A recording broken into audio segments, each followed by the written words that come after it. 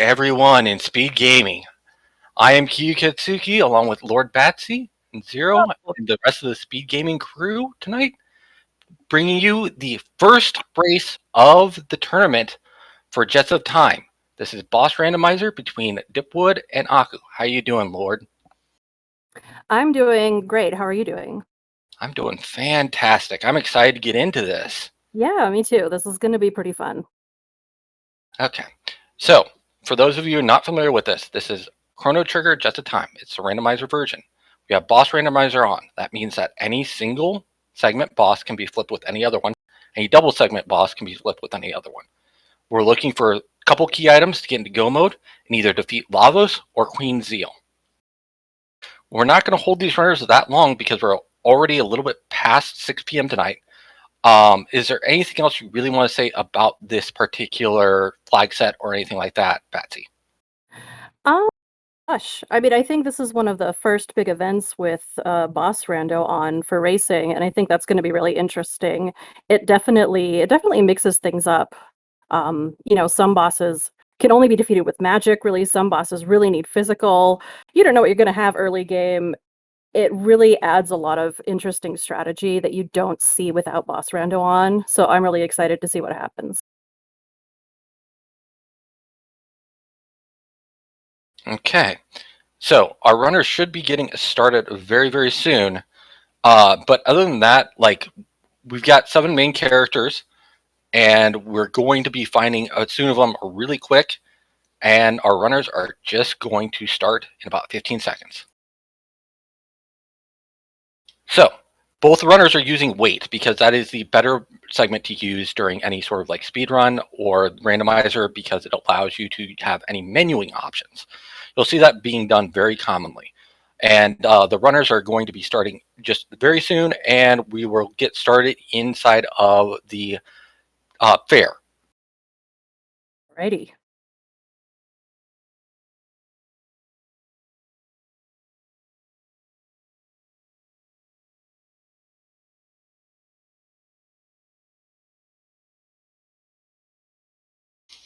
All right. For me, I'm always looking for my first couple characters. I'm looking for either Ayla or Luca because they are some of the best dual tech characters in the game. They really allow you to carry the game, in my opinion, because Ayla is, in my opinion, the best character to start off with no magic. She has all of her techs she can learn without having to unlock magic. She gives you a lot of tab options. But today we're starting with Marley and Chrono. We're going a little bit vanilla. Okay. A little vanilla right now. Yep. So this is interesting because, I mean, especially the 1000 AD characters, their equipment they start out with isn't great. Especially those weapons, which can make some of the early fights a little dicey. It might depend on what techs we have, so we'll have to see, if Marl can get Ice 2, if Chrono can get Lightning 2, that will definitely help. I've got a bit of knowledge into both of these runners, and I think both of them will be making an early dive into Sunken Desert because you can get a lot of high-end items. Yeah, if you can get some kind of sword for Chrono in there, or even a decent bow for Marl, just early game. Yeah, especially with a comp like this, you really need the early items, so. Absolutely. So Cyclone for Chrono was his first one to learn. Again, it's decent AoE physical, but it's nothing to write home about. Yeah, it's not the worst, but... Seeing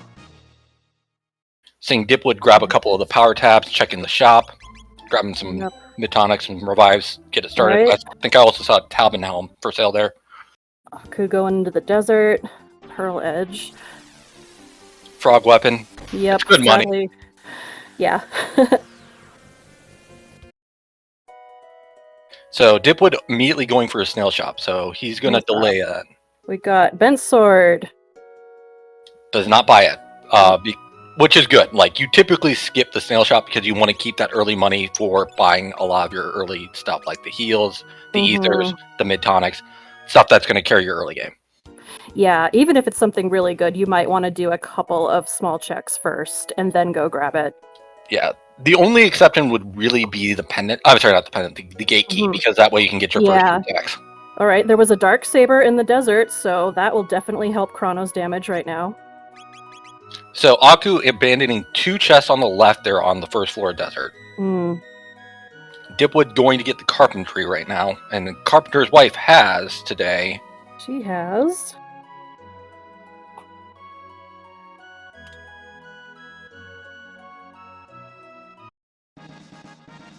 The moonstone. Ooh, that is a womp womp right there.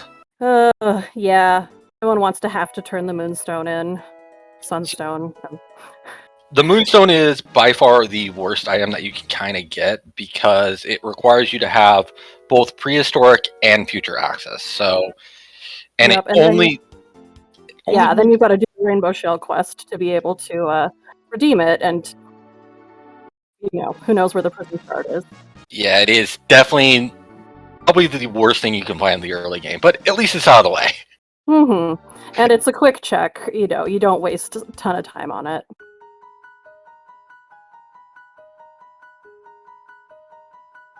See what Melchior's got for sale. Not the bad. pieces and rainbow helms. Mid-ethers. I never say no to those. Mid-ethers are 3,000 gold, so they're quite expensive, but with 30 MP gain, sometimes that's all you got if you don't find any ethers anywhere, so which does happen.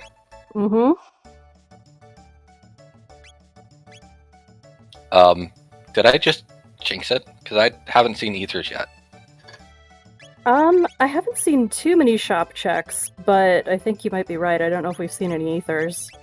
Because we saw the carpenter's shop, we saw all 3 of the fair shops, we saw a pass shop with the power tab and pour. We saw Melchior. We really only have the 2 shops left here, and we may not have an ether seed here. Yeah, I don't know if anyone checked the Dorino shop in 600. Oh, there we go. Here. Yeah. Phew. That is always a worry because ethers, when you don't have them, they are sorely missed. Oh, yeah. And we have Akuheish doing the shop fight, which is a great way to get some early techs on your characters. Also, you get 5 levels for each of your characters. Yep, the other thing, that Darksaber definitely helping out in that fight for Chrono. That would be a tough fight with their starting weapons. It also looks like Marlo had a starter weapon upgrade as well with the 49 damage crit, because she normally only does around probably about 19 or so on a crit. That sounds right. Getting the cake. Dipwood taking the alternate fight, which is the Guardian Forest fight here.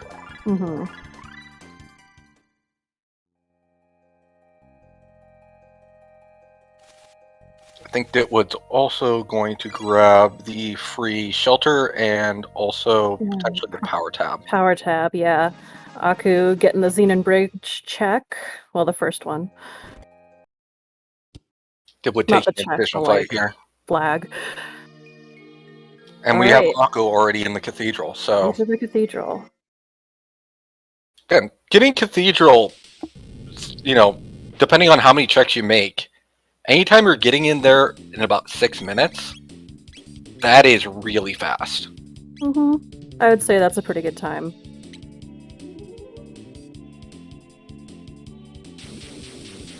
So the main disadvantage here right now is just because this is why you really need that early sword for Chrono. Otherwise, it would take forever to kill these Nagaets.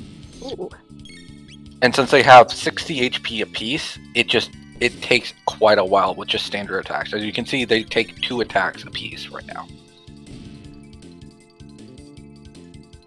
Yep, that's definitely not the most painful Nagaet fight I've seen, but it definitely helps to have better weapons, better techs, anything you can get, which is part of why that market fight is so clutch sometimes. Okay, already a big fan of this find right here. Robo. Aku and I, Church of Robo right now. If you can't get Parlay, Robo is the next best thing. I'm sorry, if you can't get Ayla, Robo is the next best thing. He is slower than Chrono, that is true. But he has potentially way higher damage than Chrono will.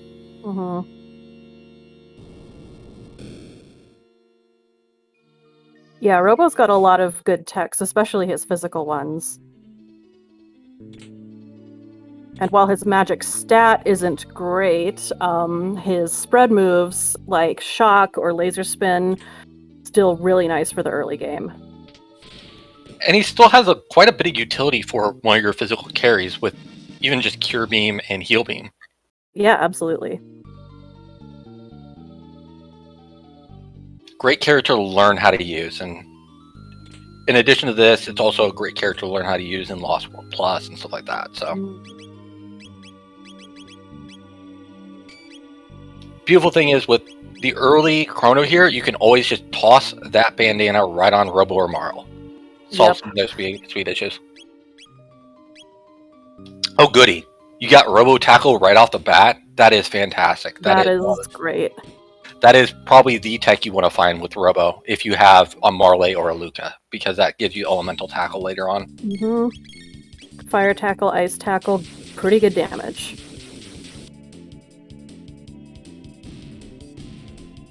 But the Dark Saber with Cyclone's doing really good work. And again, it's a cheap tech. It is, I believe, Chrono's first tech in the vanilla game as well. Yes. And it's just shredding through these close enemies with the increased damage from the Dark Saber. So it's making quick work of these enemies. Both Dipwood and Aku are going to grab the Naga Bromide. Again, why do people grab this one? This can be turned into the Elder south of the bridge for 3 tabs, 1 of each type, 1 power, 1 magic, and 1 speed. In the original game, I believe it's only a power tab. Yeah, it's just 1. Plus, in the Jets game, we have between 1 to plus 1 to plus 3 magic tab, where it can increase your magic tab by 1 to 3, and your power tabs, I believe, are 2 to 4 in the current patch. I believe so.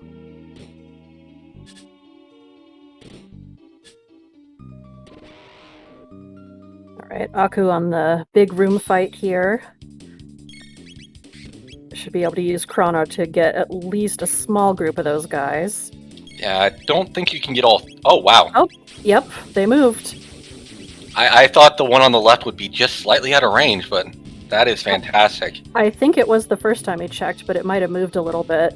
That's the thing about Chrono Trigger. It's interesting. You could kind of play with the ATB, you know, if you're letting it run, the enemies can attack you, but they also might move into a much more... brain fart, a much better position for you to take advantage of that with, especially your area attacks that don't necessarily hit the whole screen, but hit part of it. Now, with this particular fight here, that chest there, I believe, is a mid to high tier chest. And he got a mid-ether from there, which is a great find. Again, mid-ether, 30 MP, can't go wrong with it. Again, this is boss randomizer. So what boss do you think they're going to run into first? Considering how much physical damage we're at here, I think they should fight Nizbel. Yeah, like if it's gonna be a physical damage party and it's a bad seed, we're probably gonna see, you know, Nizbel or Hecarim or something like that.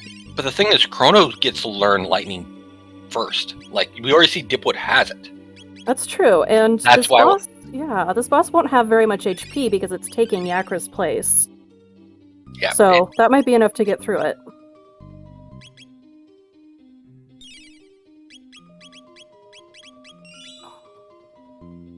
Yeah.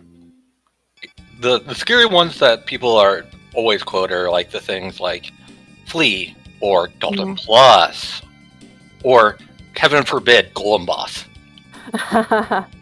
Joking, of course. Golem Boss is a free boss, especially if you can kill it with the low HP here. It's actually really great to get.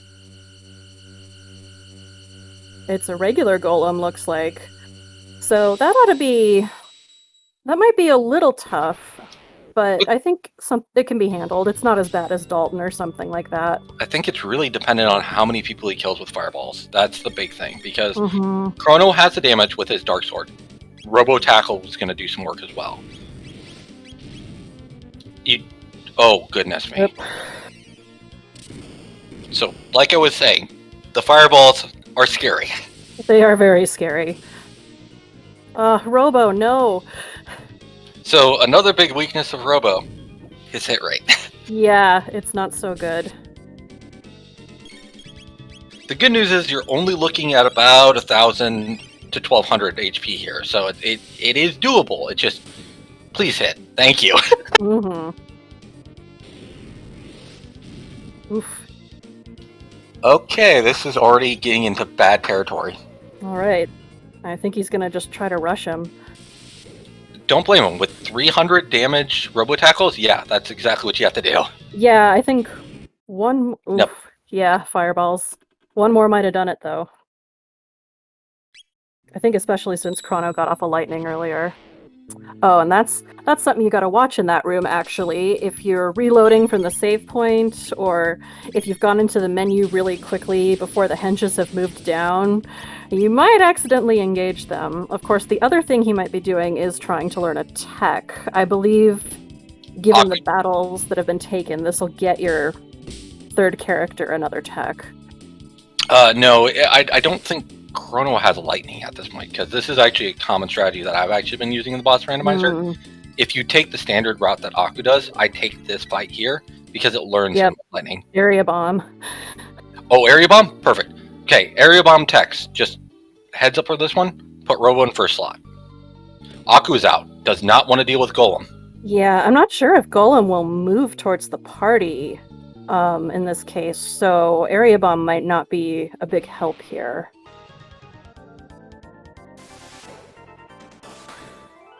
No, but with Robo doing that much damage, I think you could rush him down. You just need to just get a little lucky. Mm-hmm. Yeah, I think Robo Tackle will do enough. But I mean, the bigger question is, what you're unlocking here is Xena Bridge and the fourth character. So, if you're fine with this particular party set, if you don't think you need anything, because again, like, we have Robo, we have Marley at this point. The only other person that we need to potentially unlock a spot is Frog. Mm-hmm. So I'm actually really okay with this play, especially because if Marley has Ice 2 or Ice as part of her third tech, you can just clear Sunken Desert. Yeah, this is very true. Let's see. But we're seeing kind of the similar struggles with Dipwood here. It's scary fireballs. But he gets through it. He's got it. Marl may not live through this, but Chrono probably will, yeah. Oh no, she's good, okay. Again, it scales down damage of even burp with this particular location, so it's... And if I remember right, burp is non-elemental as well, so... Correct. Alright, and the Xenon Bridge item is the gate key. Oh, that's huge. Lovely. Gate key unlocks magic, it unlocks reptite lair, and prehistoric. Yep, and another character at the Dactyl nest if you're really wanting to grab them. It's a bit of a long check, but depending on your party makeup, depending on how comfortable you are with your party, that might be absolutely worth it. Dactyl nest can actually be cleared with quick checks in less than 2 minutes, so it's really not as long as people really think about it, but you have to be practiced on it. It's something that you don't often do in Great Flags. Yeah, it's true. Let's see. Looks like Magus is the fourth character over there on Dipwood's side. I have mixed feelings about that one, but again, extra magic is good, and Magus can carry. It's just like he struggles early on because he requires a lot of tech points to get going. In this slot, he will start with techs, which is nice. You know, since he's not one of your first 3 characters, you don't have to get that, I forget how many tech points it is.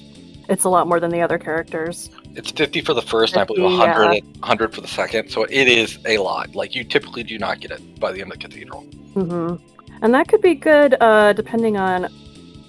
Looks like dipping over the Sun Keep. I like this play. It's power tab. Yeah. It's power tab, and I believe they're +4 in the seed, so it is the best that you can get. So Aku is doing bridge right now and showing off the strategy of just punch Ozzy. because you punch Ozzy 3 times and everything disappears. Ozzy will lose his concentration. Again, boss randomizer, Ridge is dangerous. Yep, this could be a mutant, this could be a Lavos spawn, it could still be Zombor, but usually isn't. The good news is, like, you've got enough physical damage here with Robo Tackle, so, like, a Lavos spawn actually isn't that bad, because it has around 1,400 hit points, so... Yeah, I agree. I don't that's bad. That's really bad. I never get too wigged out from a Lavos spawn, because you only have to hit one target. Okay, why this is so bad, this is Terra Mutant. Now, Terra Mutant heals for 1,000 health on Xenon Bridge. So you need to be able to burst him down in a two-turn window. Otherwise, he could just potentially heal and remove all the damage that you've done.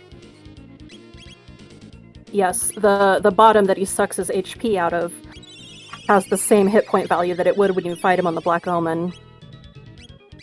Which is, at this point, I would just dip, because you don't have the damage with only lightning from Chrono. Yeah, I don't think that I would want to take this fight. Now, if Dipwood decided to go do it, I think with Magus having those magical techs, Dipwood would have a decent chance. Probably could do it no problem.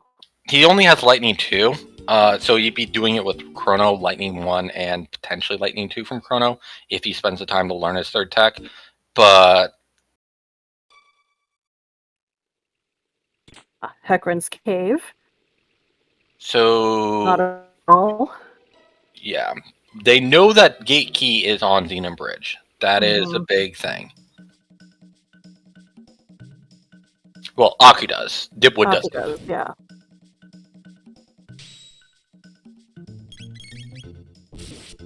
Yeah, if Dipwood had checked Xenon Bridge, there'd be a potential magic unlock for Marl and Chrono, which would let them take advantage of the TP in Hecarim's Cave, which is quite high.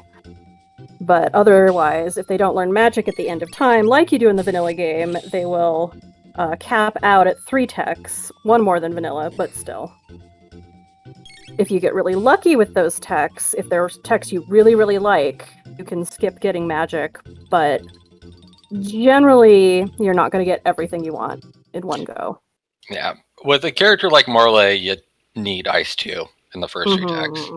Otherwise, she's nothing but utility, unfortunately. Yeah. Which is ironic, because you're in the group with Robo, which is the only time you actually want Ice with her. Ice 1, not Ice 2. Yes, for Ice Tackle. Exactly. It's a weird tech out, because Fire 2 makes Fire Tackle, but Ice 1 makes Ice Tackle. Which also means that Ice Tackle does inherently less damage, because it's based off of Ice 1, not Ice 2.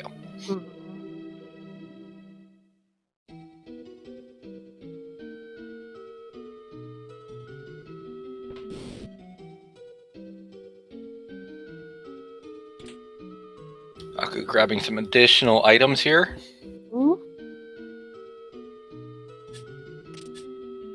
Now, I would heavily recommend watching Aku kind of clear out this Dendoro here if you're starting to learn the game.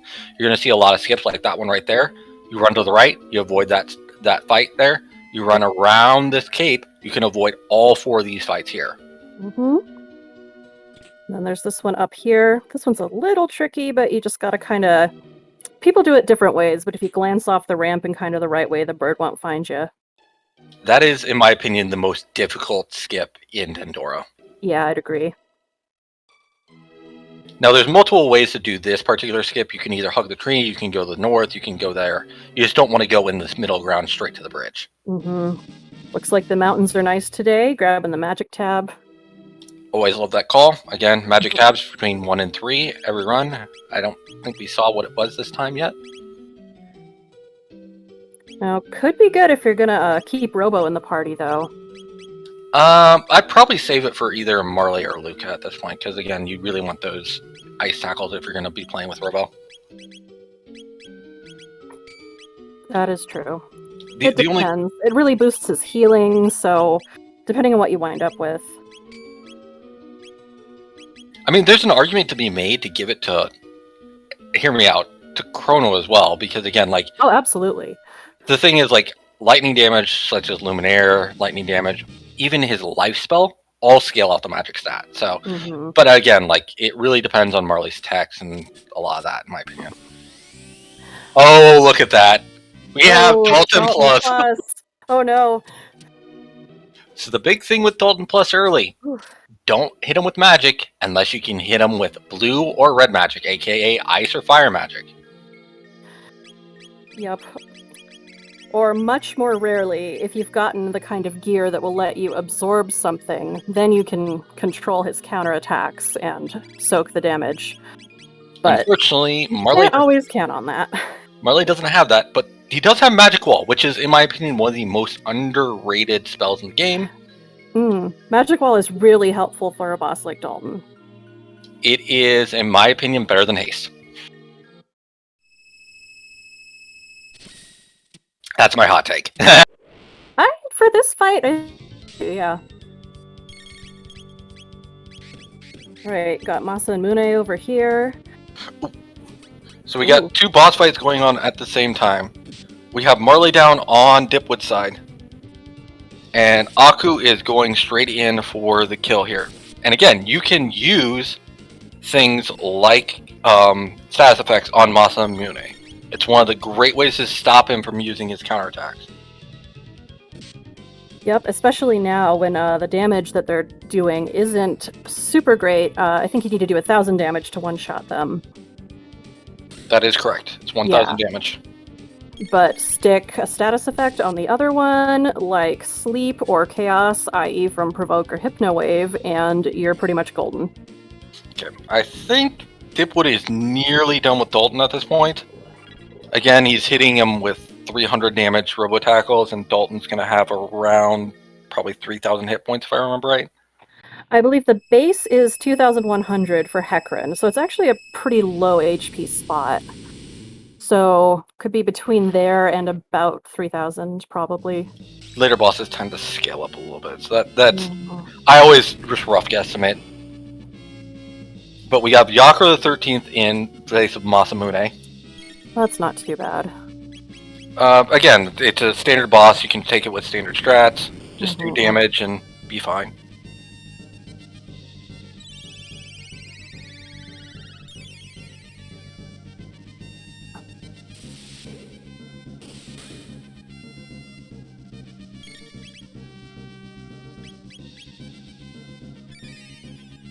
That magic wall is coming in clutch because, again, those fireball attacks can really hurt.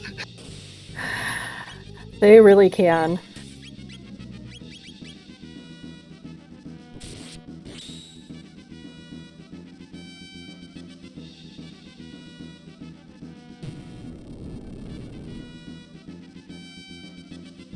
He actually has it. Okay, is this? Oh, he's 5 HP. No. That you gotta go for it. You just have to go for it. Oh, Dalton Plus is gonna Dalton Plus. This is a big reason why, if you're not used to playing Boss Randomizer, definitely train yourself to save at most of the save points, even if it's just a quick save. You never know when you might have to reset a boss fight. Even to just change your party, honestly. But, the other thing is... Go on.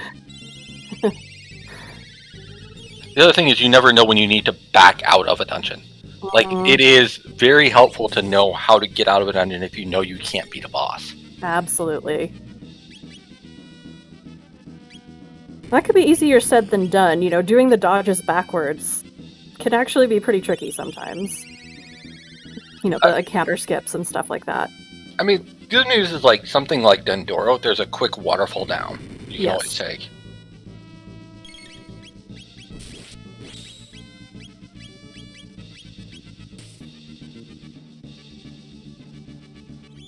Question from chat. Mian, I do use that strat a lot. I do a save inside of outside as my save one, and I do a second slot save on the boss. If I do that, it does save some time. It is a good strat to use.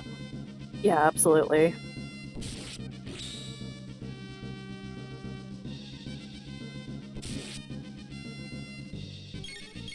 always save right before you go in, and then you can always save in slot 2 or slot 3 if you need to save right before a boss. It is just a great technique to use.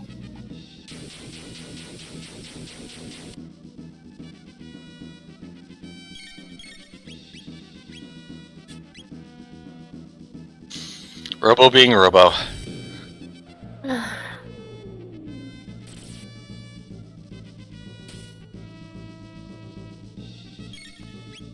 It's like he's trying to save Robo for the Enrage, potentially.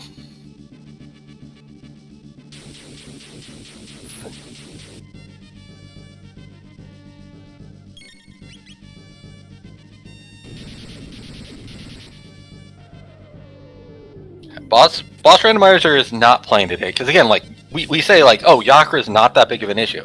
He still is going to have between 4,000 and 6,000 health here in this particular spot, because again, that is the base health of Masamune, and it could be scaled up. And he does do a lot of area effect damage that can reach, you know, 150, 200 damage, depending on your armor. So it is not something that you can take lightly, in addition to using this chaos attack, which you typically don't have, you know, an amulet or other things that protect you against chaos. You're basically relying on your ability to dodge, which I believe is based off your magic damage, magic defense, if I remember right. I think so.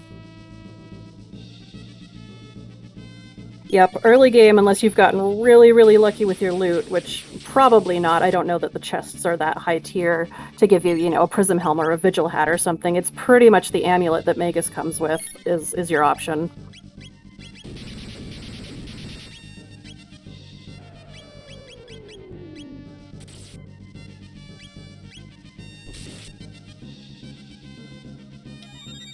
Okay, yeah, especially in... Oh, sorry, go ahead. Go ahead.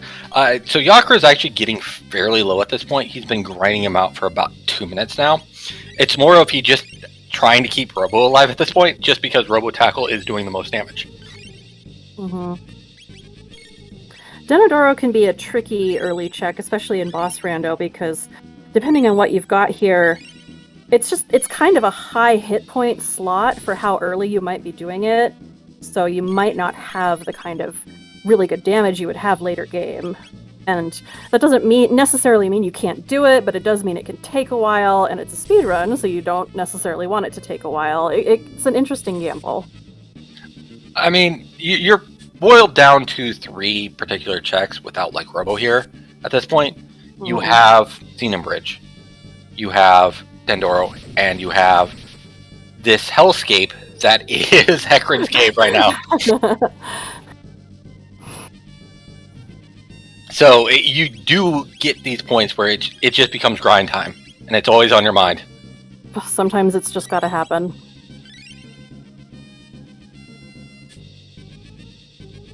But definitely, having gone through it, I always worry if I have to take a really long time on a boss, even if it's not like a threat to me getting through it. I worry about the timer, and I'm sure everyone else does too.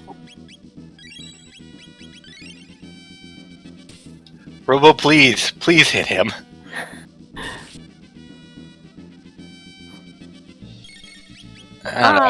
Good job, Dipwood. Oh, wow. Dalton finally goes down. Like, again, like we said, it's like, what got him through? The plentitude of revives, mid-tonics. Carrying you through those longer fights that are just going to tax you. This is why you don't spend that early money on that particular blade in the snail shop and stuff like that. Nope. I personally have, I jokingly call it my grocery list. I have items that I always grab as long as they're available in the early game. Just certain quantities of like 5 items. And that solves a lot of problems. Revives, mid-tonics, shelters, ethers, heals. Oh, now that's a kick in the teeth right there. Getting the Grand Leon. Ugh. And we don't even have fog. After Dalton. Oh, that is... Ouch. Alright. Let's see what we're getting from Denadoro over here.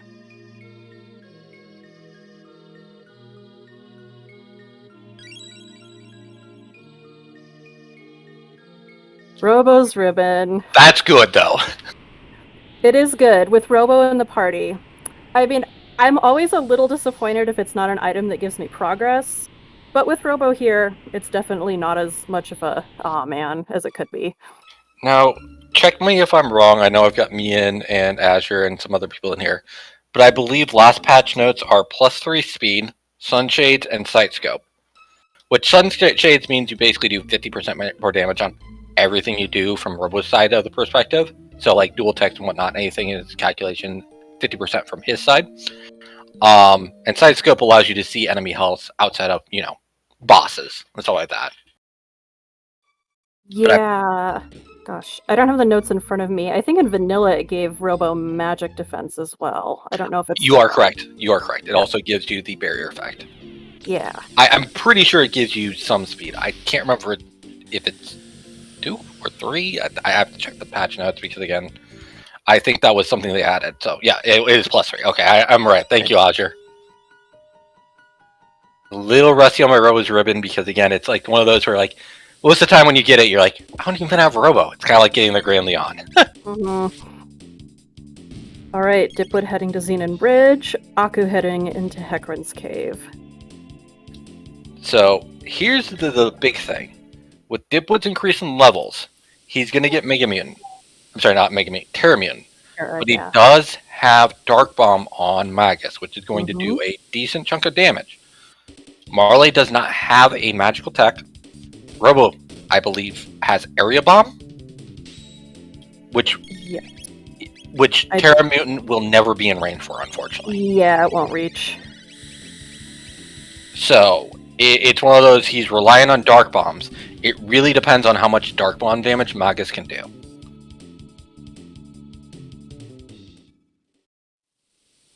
And Aku already knows, he skipped Cathedral, so he doesn't know that Magus is in after the Cathedral because he skipped it because he had Golem and he backed out. Correct.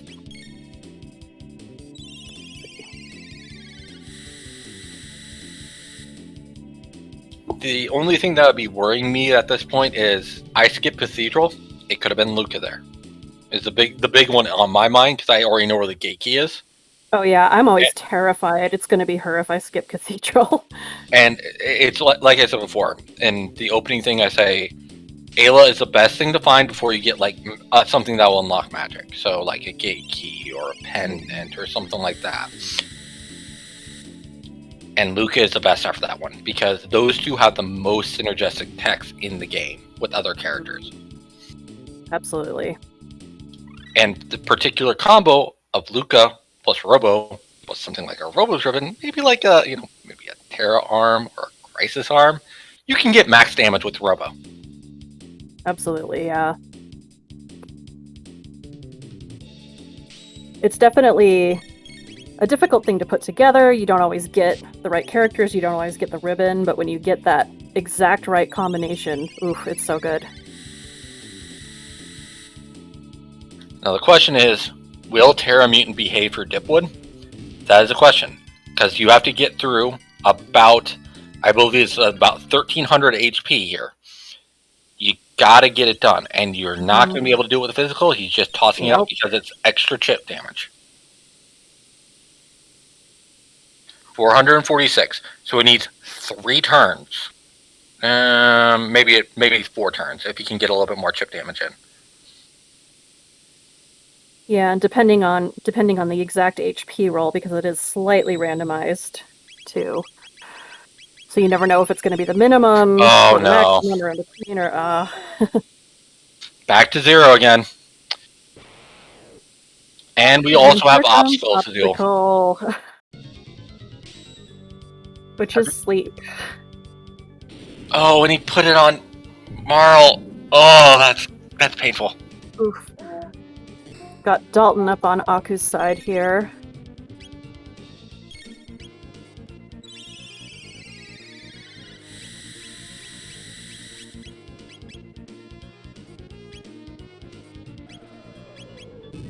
I mean, again, like, sleep isn't bad.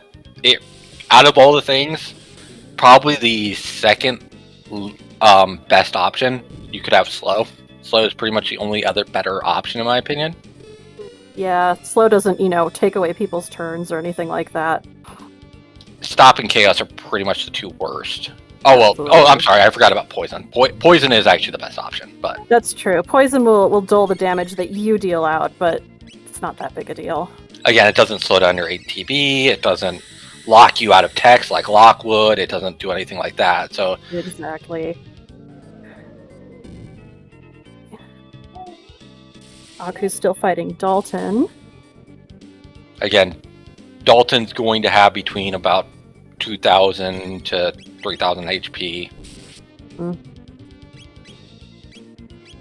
And again, scary fireballs, scary slash attacks, scary, scary, scary. Yep. Scary fireballs, scary.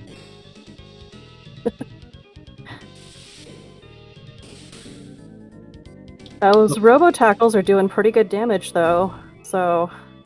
And the Rage Band is kicking in, too, because he's countering some of those attacks, so... Absolutely. Again... Oh, here come the fireballs. Ouch. Bye, Marl. Well, about 400 health, you can actually blitz him at this point. Mm-hmm. There we go! Nice job.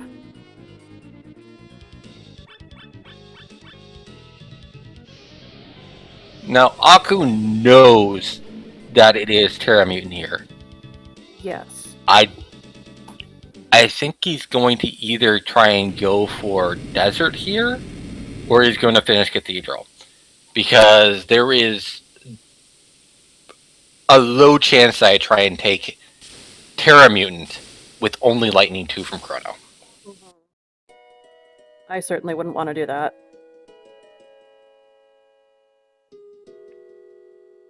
And now he gets the Womp Womp of the Grand Leon.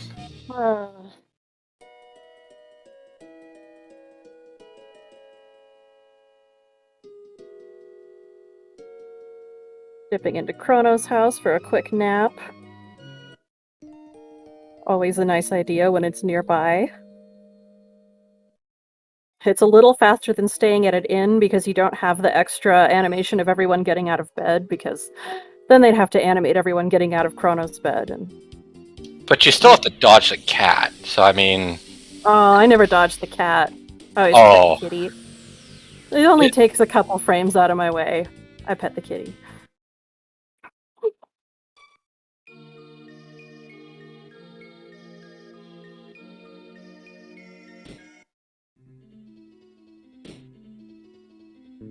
Alright, back to the cathedral.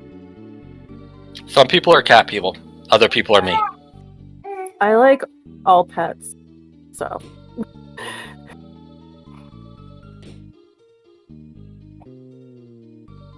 So Aku is doing one of the 2 options that I thought he was going to do. Again, like, it makes a lot of logical sense why you wouldn't go into Xenon Bridge like that. You already know it's there. You already know it's Terra Mutant. You saw how long it took Dipwood to actually get that thing done, even with a 450-ish hitting tech there. Mm-hmm. You gotta get the right set of RNG and get through there, because, again, Terra Mutant's gonna Terra Mutant until he wants to let you through. Absolutely. Good job to Dipwood for finishing that fight, though. That is a really tricky one for Xenon Bridge. I mean, probably Terra Mutant is the worst thing you can get there, at least in my opinion. It is by far the worst thing you can get. It's the only thing that could potentially soft lock you in this current state of the patches, because you could get a team that you just don't really have anything to be Terra Mutant. Yep. And yes, I have dreamt up those situations, and I shudder at them every single night.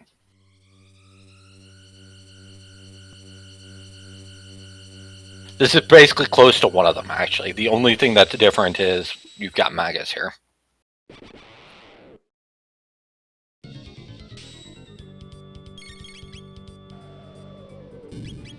Alright. Now for the Golem fight, which at this point, with a lot of levels gained, shouldn't be a problem. Golem is, in some ways, kind of just an easier Dalton, so if you can take out Dalton, a Golem shouldn't be too much of a problem. I fully agree. Again, we see Dipwood immediately going to the prehistoric. He'll probably run around and then just run right to the end of time to unlock magic. Again, Marley kind of... Oh, no. There's a chest here, at least. Yeah. It's a good chest, too. I believe it's a mid-tier chest here, so I mean, it only costs a little bit of time to grab. You are correct. Yeah, full tonic, I'll take it. 500 HP to any character, one single character for a cost of a turn. Great item. Yeah. I mean, gosh, my characters usually don't have more than 500, maybe 600 max when I'm at the end of full tonic. Perfect. Full tonic is basically the carry mode for your end tier bosses. Like when you're going through your Black Omen or you're going through against lavas, like your full tonics are going to be your bread and butter when you need that healing outside of elixirs. Yep, definitely. And I really like being able to rely on items, consumables for my healing and stuff like that. It leaves the characters free to do their techs and stuff like that. You know, you don't... Often you do kind of have one character in any given battle earmarked as your support, but it's nice to have that flexibility. Okay, I love this play. Again, Aku and Dipwood were in the tournament for Lost World Plus that we had, I believe, for Jets Out of Darkness last month. So this is a classic play from both of them. They're well versed on how to get through Dactyl death very quickly. There is a potential fifth character here. The only one that could potentially be blocking a go mode right now is Frog, but the one I'd want to see is either the other two. For sure. Most notably, Luca. Oh, definitely. Best girl is best girl. Oh, she's always been best girl. When I was a kid and I played this game, I pretty much wanted to be Luca when I grew up. She's a classic engineer. It's a great thing to aspire to be. She's awesome.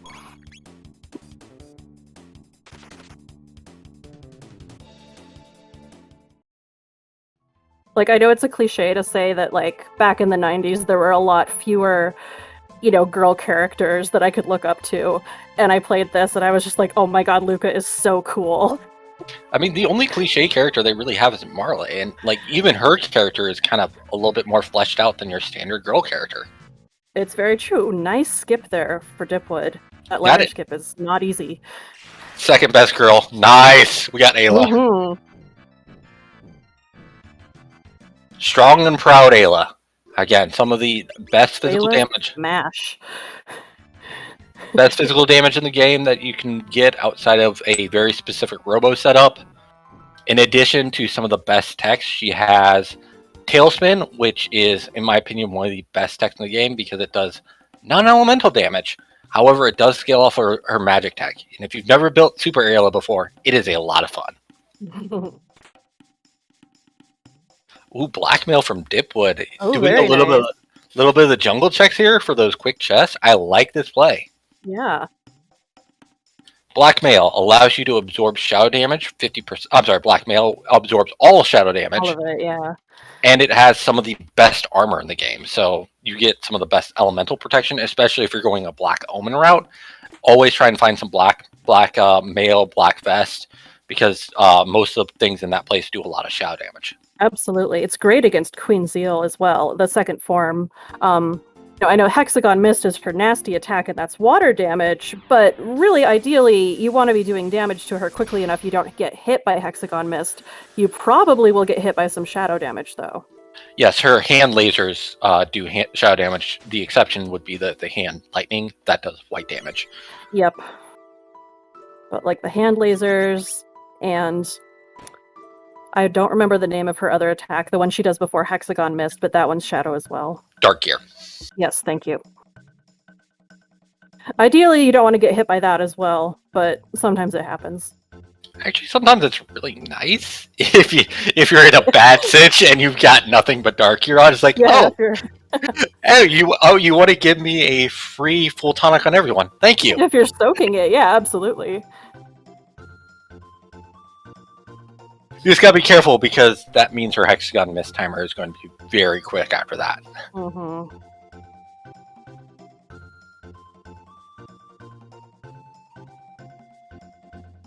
So we have Aku going into the Terra Mutant fight.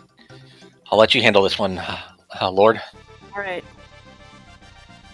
Dipwood's getting magic, and Aku is gonna fight Terra Mutant.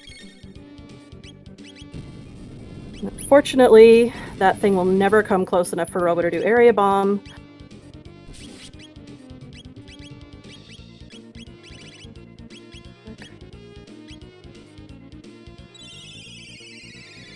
See what Lightning 2 can do. 267. Not great. Not useless, though.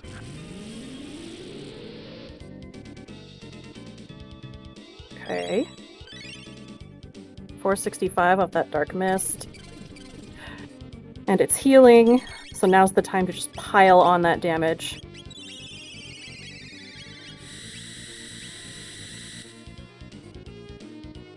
Unfortunately, there's not much Robo can do, so Robo's gonna be the support role for this fight. But if Aku can get off a couple rounds of Chrono and Magus both doing their attacks, Aku might be able to pull this off fairly quickly. Of course, Obstacle never helps, as we know that's going to be Sleep. Okay, it's only hit Chrono. Magus probably still has his amulet on, although I haven't checked.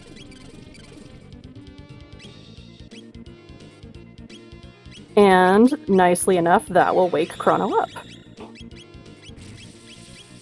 Which is the nice thing about Sleep or Chaos as a status effect. I mean, you don't really want to get hit by them, ideally, but if the enemies hit you again, then you'll snap out of it or wake up. Unfortunately, that did a lot of damage. Okay, Dipwood's gonna go into the Reptite lair over here. Okay, there goes Terra Mutant.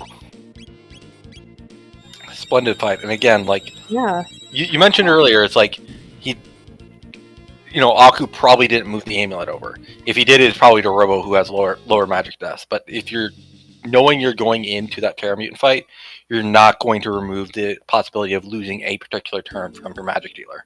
So I openly assume that he has it on Magus. Ooh, Dipwood's got the dig. He got Sinkhole. Nice. Nice.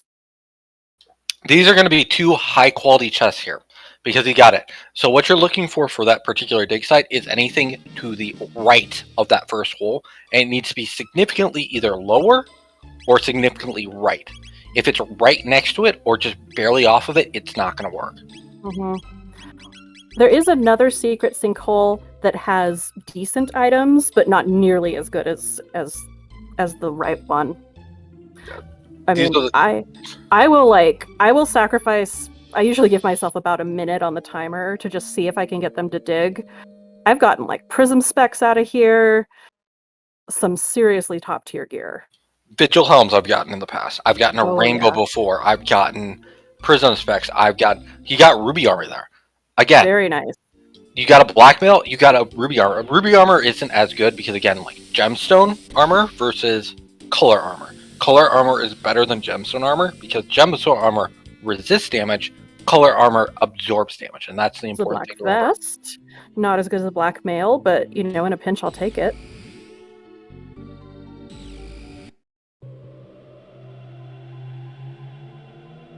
The big thing to remember is with a lot of these reptites and whatnot, this is kind of where they introduced the ruby armor in the first place, so the ruby vest and whatnot is the starter gear on Ayla.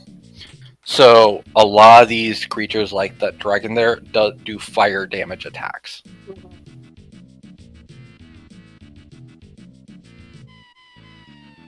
Yeah, in the Chrono universe, dinosaurs and dragons are basically the same thing, so dinosaurs breathe fire. They also do not like white damage. No, they don't. And again, why do I refer to it as such? It's because of the white vest and whatnot. It's mentally, I remember lightning damage is white color because that's the armor you wear for it. Absolutely. Well, and they went like full into the color coding when they made Chrono Cross anyway, so it's not like it's incorrect to say that.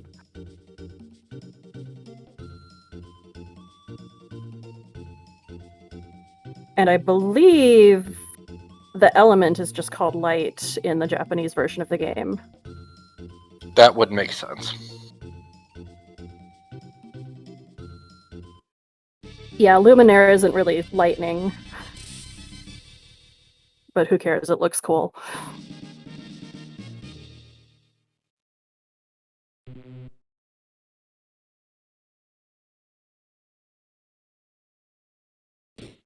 So we have Aku getting his gate key, grabbing magic, and the big difference right now. This is the big difference. Mhm. Dipwood did not do Dendoro. So that's always going to be on the Ooh. back of his mind. Yep. Oh, we got Golem Boss coming Oh out in the no! Reptite lair. Worst boss of the game! Oh no! What are we gonna do? Oh, Okay, again, joke. Golem boss is a free boss. If you can kill it in time, it's worth 100 tech points and a Mhm. decent chunk of EXP. So go ham. In this Yep. case, you got Ayla with power tabs and triple kick. Oh baby, let's go.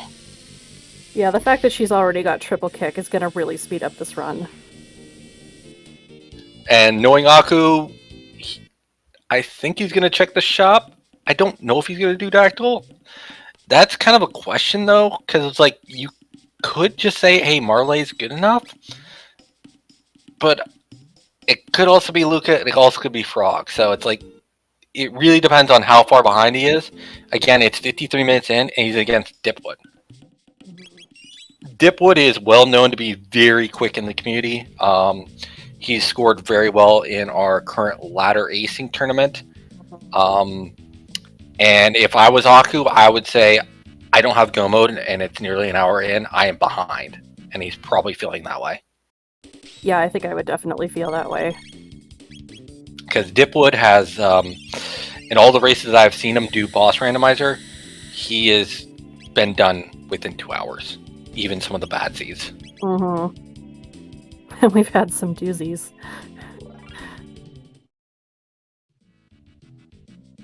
So I definitely think that Aku thinks he's behind at this point, and I would too.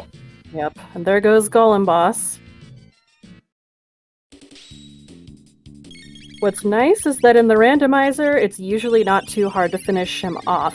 In vanilla, Golem Boss is kind of a bonus boss. Honestly, if you're playing Unspoiled, he'll jump out and you'll just be like, oh my god, another one of these things. What now? Well, turns out that he has a certain phobia that is related to the area you're fighting him, and he can't do anything. And normally in vanilla, if it's not a new game plus, you may or may not be able to dish out the damage you need to take him out. But generally in rando, when you've got pretty good techs early on, you can do it, and he's worth a nice chunk of EXP and TP, so always nice to see Golem Boss. So we saw the hero medal here inside of Reptite Lair. Mm-hmm. And that's going to unlock one more turn in here inside of the Haunted Forest in 600 BC. And what do you think today? I'm thinking I'm a little thirsty. What are you thinking? Gosh, maybe it'll be the jerky. Oh, you are a friend of mine! Jerky's salty, it'll make you more thirsty. Oh, heck yeah! Luca! Oh. I'm just happy to see her, but probably if I was playing, I wouldn't be that happy to see her here, because you never know if you're going to get all the pieces of the sword. Oh, it's the clone. Interesting. Well, that means that, New! Sorry. What? Didn't find the new. Oh, wow. Come on, you just yell new when it runs by. Oh, no, you gotta fight the new. You gotta see if, like, seriously, news can drop really good stuff. It's true, they can, yeah. And you know there's a guaranteed new fight somewhere. Some people do it for the memes. Some people do it for the speed tab and the magic tab. Mm-hmm. And some people do it because they're insane. But all those people are me.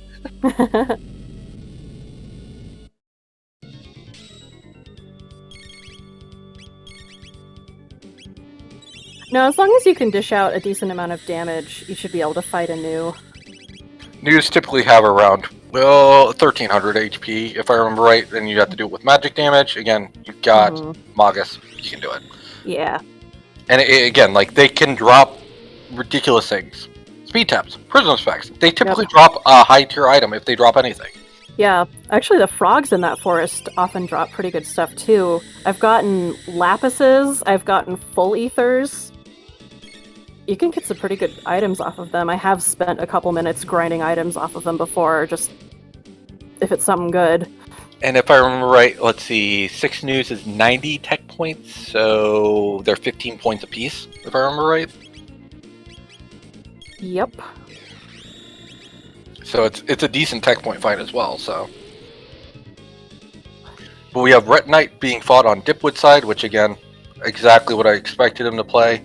It's a quicker check out of the two. Again, it takes you a long time to clear Dendoro, so that is a big problem with getting that Robo Ribbon, because he's not going to go there at this point, because there's only one spot to go at this point. You have to go to Desert.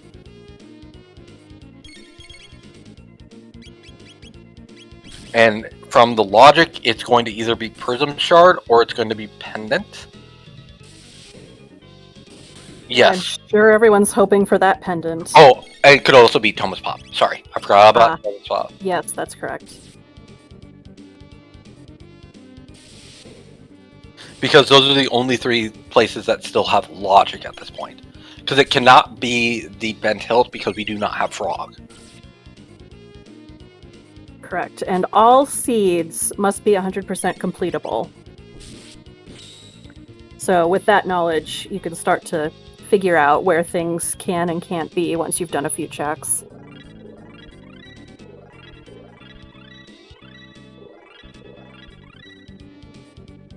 Nice anti-life strats on Retinite there. No, Luca is in Burrow right now, Mian. But good call. If Frog was in Burrow, it could have been that. We did see Luca in Burrow. When we did the Hero Metal check. Yes.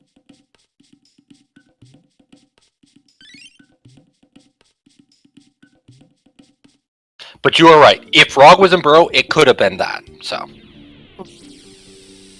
But again, Dipwood even gets the core kill, which doubles up your EXP and your tech points to, I believe it is 4,040 as opposed to 2,020.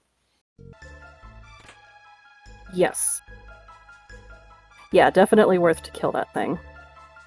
But you don't want to do it too soon, because otherwise the fight's going to get very hairy very quickly. Yes, the other parts of the boss will go berserk if you kill the core before them. So unless you're really, really on top of your math and you know you can do it in like one more hit, I would not recommend it.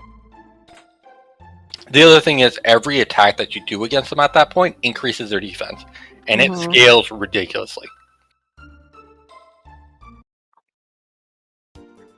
Yeah, even just that makes the fight a lot.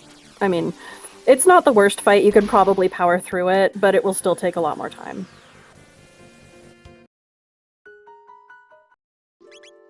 Okay, so we have Dipwood going into Fiona Shrine. Fiona Shrine is host to his shop, and this shop will always have Lapices in it, which do 200 healing to all party members that are alive, of course, or to their max health if they're, you know, in that case, because I have to cover all my bases. But it also typically has some other high tier items, so it's always worth checking it. Absolutely. I do get a little salty though, because, you know, her text, the hat that she's talking about in vanilla is a vigil hat, and I'm salty because, you know, they never actually have vigil hats.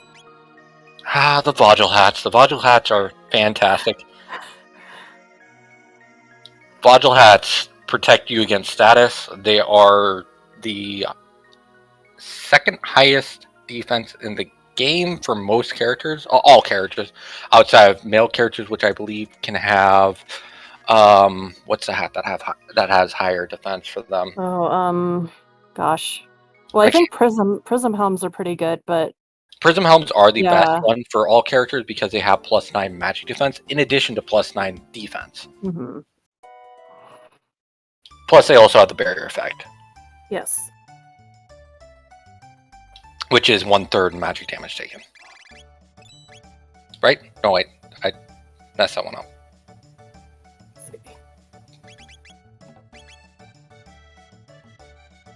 Aku going for that core. That will probably do it. Yep.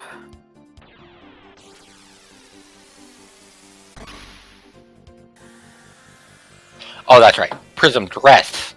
Prism Dress has a barrier effect. I'm like, the moment it left my mouth, I'm like, there's something wrong with my head right now. That's right. Yeah. The helms still protect your status, though, the Prism helms, so they're always a great find. And they have +9 magic defense, which is something that's very difficult to find outside of like a Taban helm. Mm-hmm. Otherwise, you have very specific elemental resistances. Yes. So. Oh, was it Thomas Pop? It was. Hey, we have Dipwood doing. We have Dipwood doing Dendoro. Ooh. That's huge. Aku just took the lead.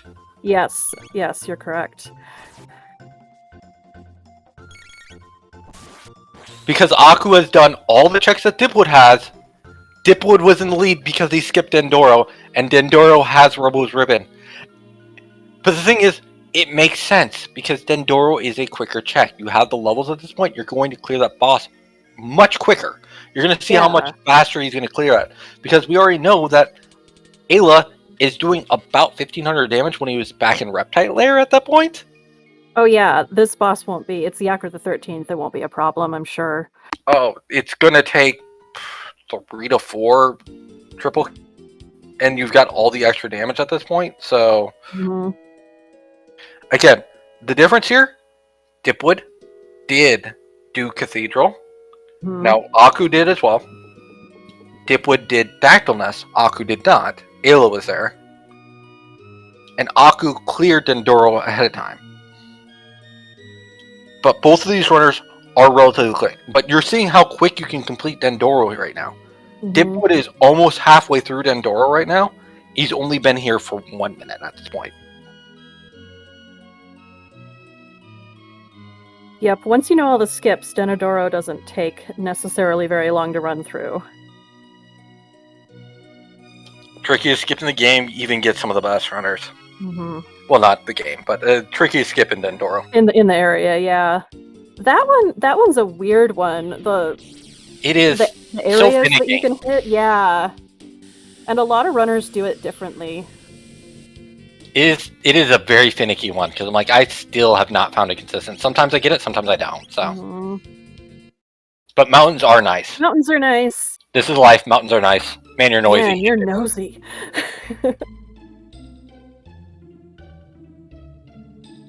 Obviously, we found the Japanese guy who's on Team Mountain versus Team Beach. Yes.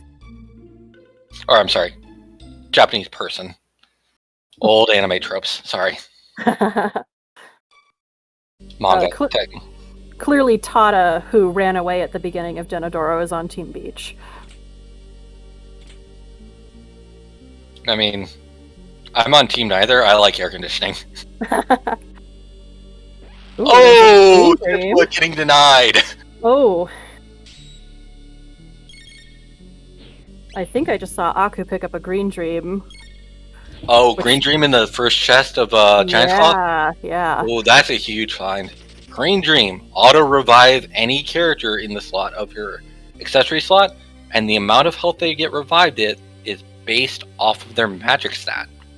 Again, something that's better suited for characters that you really don't want to die, like Chrono, Marley, who have life, or high magic dealers that you can just put it on there like, oh, well, if they die, they die. Because they're going to revive with near full health. Yep, and depending on the gear you find, if you don't have, prism dresses, prism helms, moon armor, etc., well, you could at least slap a green dream on them.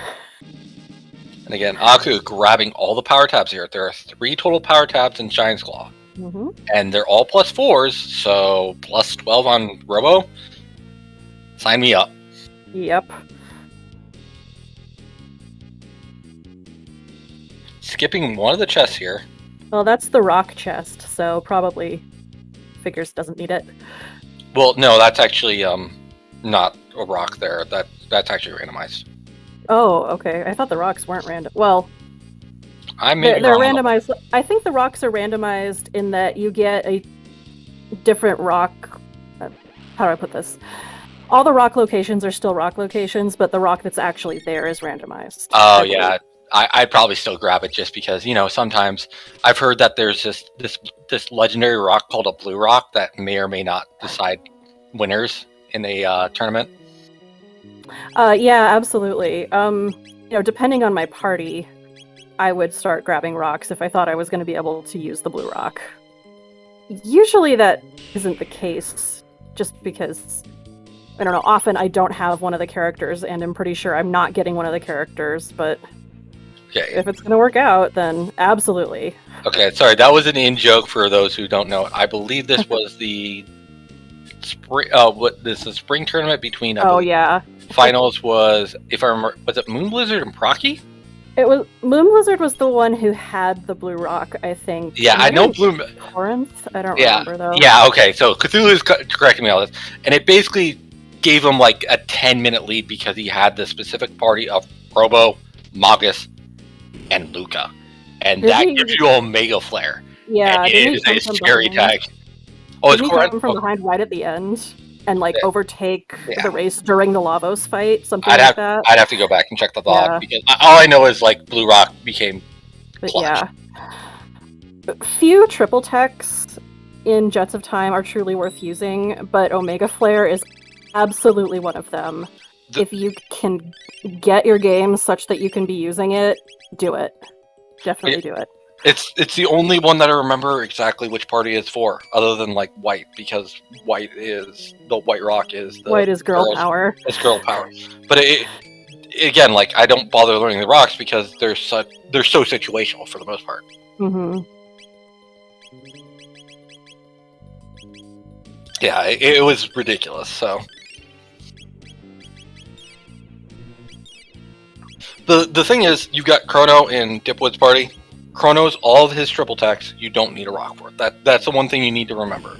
So for Chrono fan people out there you go. Mm-hmm. Hey, look! There's the other golem. We got Russ Golemo.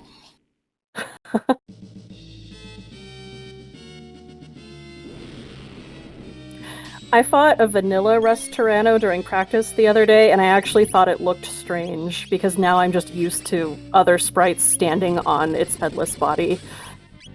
I'm sorry for the chemistry joke here. That's an iron oxide golem.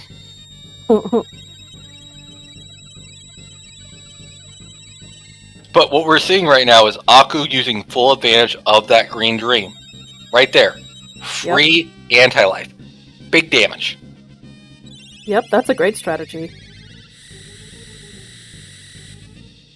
Green Dream auto revives, anti-life kills you, does big damage. Perfect thing to use to just get a big burst of damage at the beginning of any single fight. Also, power of Uzi Punch. Woo! Not as good at this point against the Ayla's triple kick because, again, Robo has two things that he needs to work with. He needs to get a weapon and good power, where Ayla is based off of her levels and just power stat, and that's based off her calculations, which I believe it is 1.8 times her power plus her level for damage calculations. Whereas other things have, I believe, a 0.75 power stat plus their weapon damage for things. Right.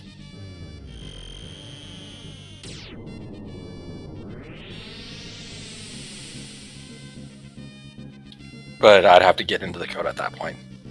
I'm nerding out! Yay!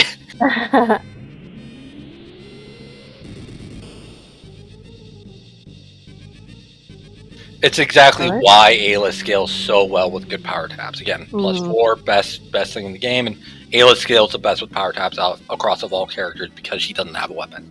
Right. But we have Aku through Rust Tyranno.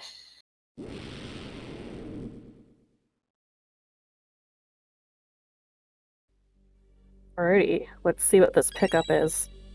It's the pendant! So it's exactly what I thought it was going to be.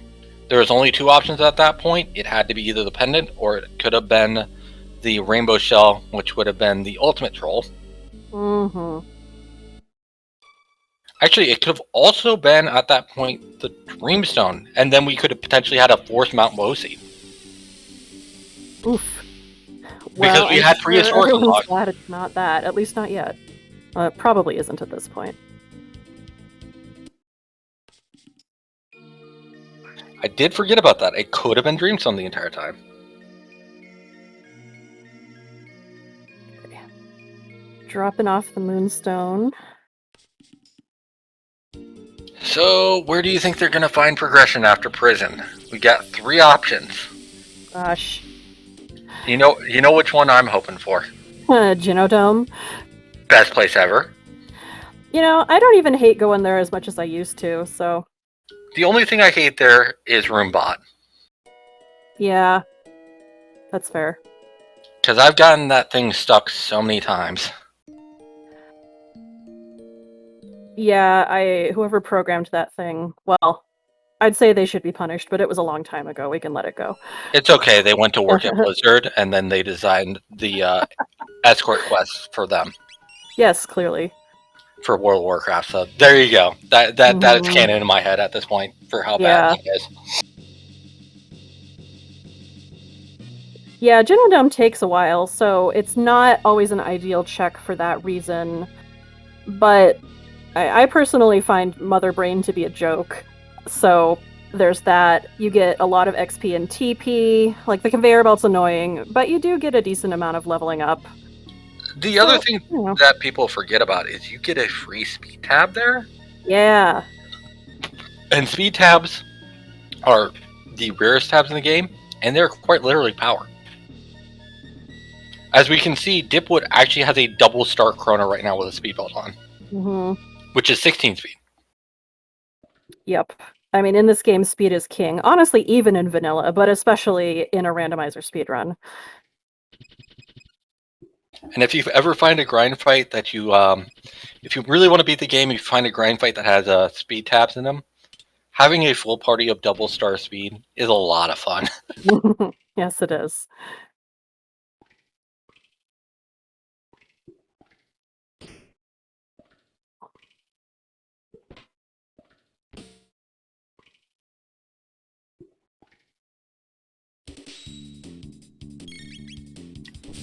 Interesting technique here.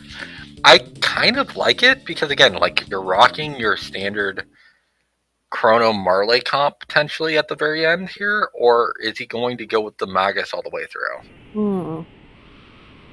Because that's a big question. Like, at this point, like, do you run the Marley because Marley is kind of worthless without Ice too? Right. I mean, we've got magic unlocked, so you can grind for it, but is it worth that investment? Especially without Luca in the party. I think Marl and Luca have really good synergy with those antipode spells. That for me would absolutely make it worth it, but it's hard to say. At this point, if I'm Aku, I would actually go for this particular setup. I would want to try and find the Broken Hilt to forge the Masamune, because we know where Frog is. We know where Frog is. Aku doesn't. Right, yeah. But again, like, he's a Lost World Plus runner. It takes him probably about 2 to 3 minutes to run Dactyl Nest if Frog is in Dactyl Nest. You get guaranteed Luca at that point, who at that point will probably have Fire 2 with all the techs that she's going to have unlocked at the start. That takes up your third slot. You go through Magus's castle, and you finish the game through a Lavos kill with Robo. That sounds like a pretty good plan to me. Yeah, for sure.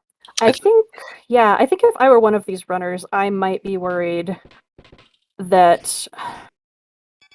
I would be worried about going into Magus's castle after the hour mark, because I would be worried the other runner found a way not to. Magus's castle isn't... Again, it's not quite as bad as its reputation, but it does take a while. Here's the thing, though. It's like that.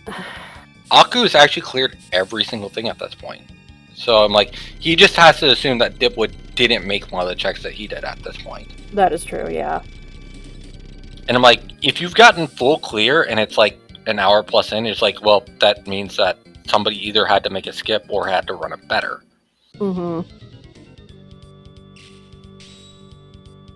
Which, again, like, you're against Dipwood at this point, so I can feel that, but it's showing off exactly what you need to do here: light and shadow damage against the Dragon Tank. So light doesn't do anything against the head, but shadow damage does. Yep. But again, with, anti-life, who cares? Body is dead at this point because It's about 1,200 for each one, and with that crit there, you're good. Yep. That is clean. 4 total turns. Very nice dragon tank. Didn't even get an attack.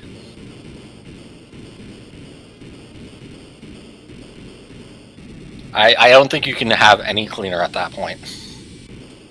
I mean, only if you're luckier with the text that you get and you can just do a full screen like dark matter on it or something. Yeah, basically one shot dark matter. Of that, yeah.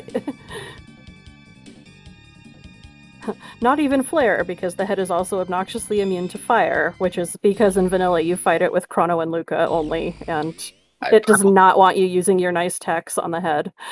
If I remember right, it's not even it's immune. It absorbs fire and water, if I remember right. Oh, possibly. I don't remember. I think they just do 0 damage at least in jets, but okay. Again, I'll have to relearn. It's one of the last things you kind of learn when you're still learning this game is exactly which ones are doing things. You just learn to not do things if they don't work or if they absorb it. Yeah, no, Dragon Tank has that little memo that the guy drops. I just remember it from playing through the story, but it tells you that the head is immune to lightning and fire. Oh, that's what it is then. Okay. Yeah, that's what that piece of paper is. No. Now I remember it. It's blue and shadow. That's it. And like I'm like, there's 2 weaknesses of the head. Yeah.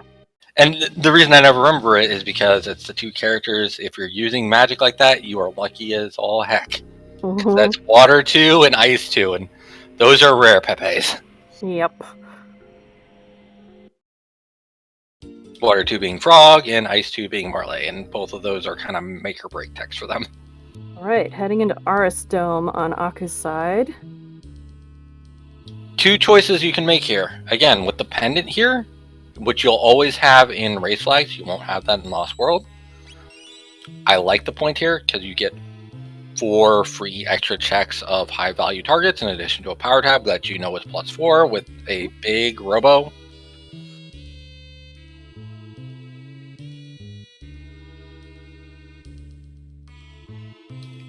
Differences in basically the thing is the fight's gonna be faster in Aristom. You get the additional checks. But an average time for clearing Eris, I'd say at this level, is about 4 minutes. Yeah, that sounds about right.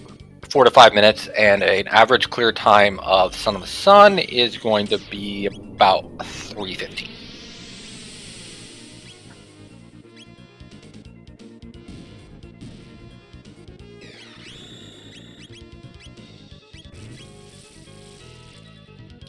Between 2:30 to 3:15, depending on, RNG and stuff like that. Yeah.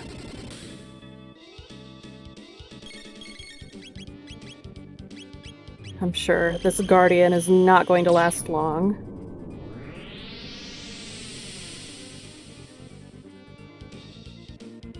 Yep, there it goes. Only 3,000 health on it, and with Luminaire, doing a decent chunk. It's like, again, Chrono can actually do some decent magic damage. It's against specific foes that don't typically have a lot of high magic defense, and he kind of falls off because he doesn't have Silver Stud there. He falls off because he didn't have the magic growth. Silver Stud allows you to have 50% magic reduction cost for TP, which is super nice on things like, Dark Matter for Magus, or Chrono with Confuse or Luminaire that costs 20 that goes down to 10. Yep, Luca's Flare. Honestly, even Robo, depending on if you're using like a lot of Uzi Punch or something like that. Yeah, the only reason that Aku is not going to be using that in this case is because he has the ribbon, but that's mainly because of all the additional things. But Safe Helm, though. Safe Helm has high defense. It also gives you the shield effect, which is 1/3 cut of all physical damage that you take. Yes. So remember, green is barrier, orange is shield. So that's physical. It takes a while to learn it, but again, it really does help when you start thinking about it that way. Yep. I believe it's the same as the contemporary Final Fantasy titles, too, if that helps you remember. Like the color coding. Speed tab, elixir, blackmail, and a flea vest. Flea vest, which Money. at least you can sell. Yeah. Hey, it sells for 10k gold. Yeah, so 10,000. that's well on your way to any sort of big purchase at potentially the news shop or anything like that. So, but we're seeing a route differential right now. Aku is doing that. Yeah, Dipwood's gone straight for Son of Sun, which did shuffle pretty quickly, so that's lucky, because you need it to shuffle once before you can actually hit the right flare. That is extremely lucky, because normally that thing loves to sit around. Oh yeah. I mean, sometimes when it's just sitting around, I cast haste, but if I can't do that, then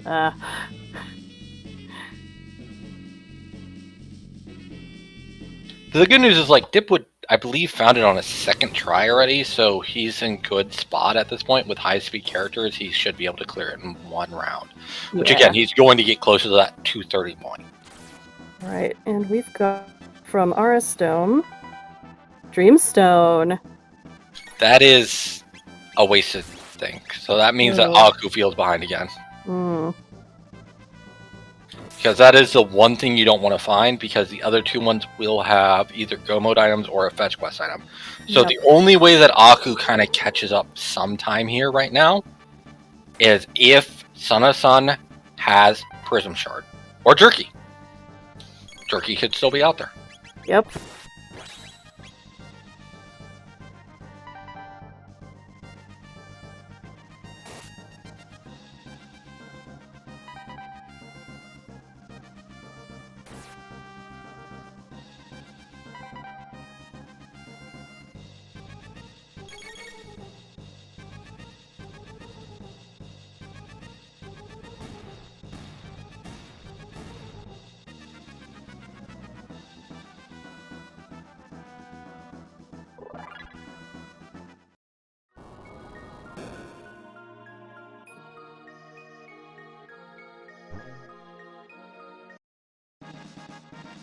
And it's Jerky.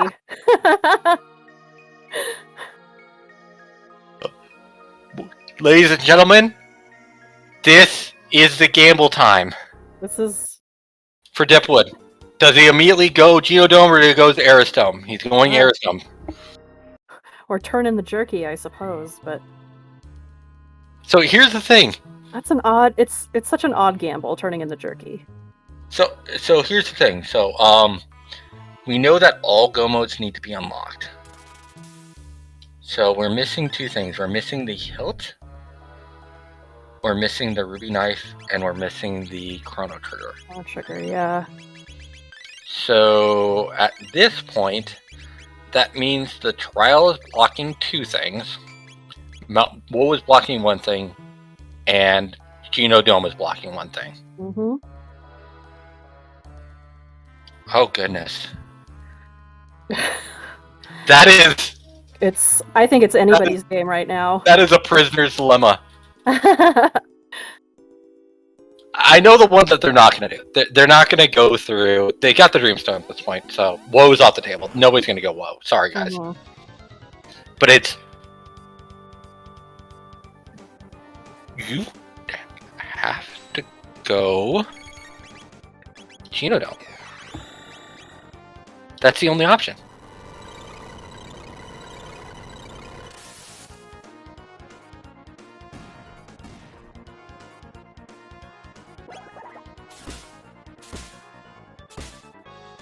And that's exactly where Aku's heading.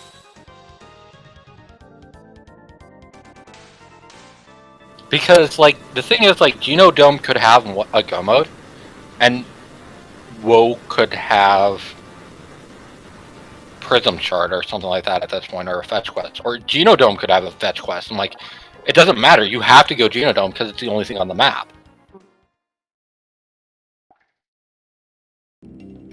So either it's going to have Prism Shard or it's going to have one of your three go modes. Because you have availability to frog at this point, so even the Masamune check is up for grabs. Yes.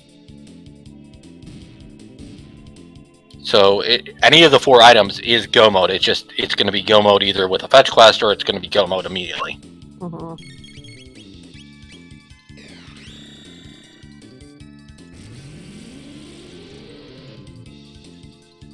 It'll be interesting to see which go mode pops up.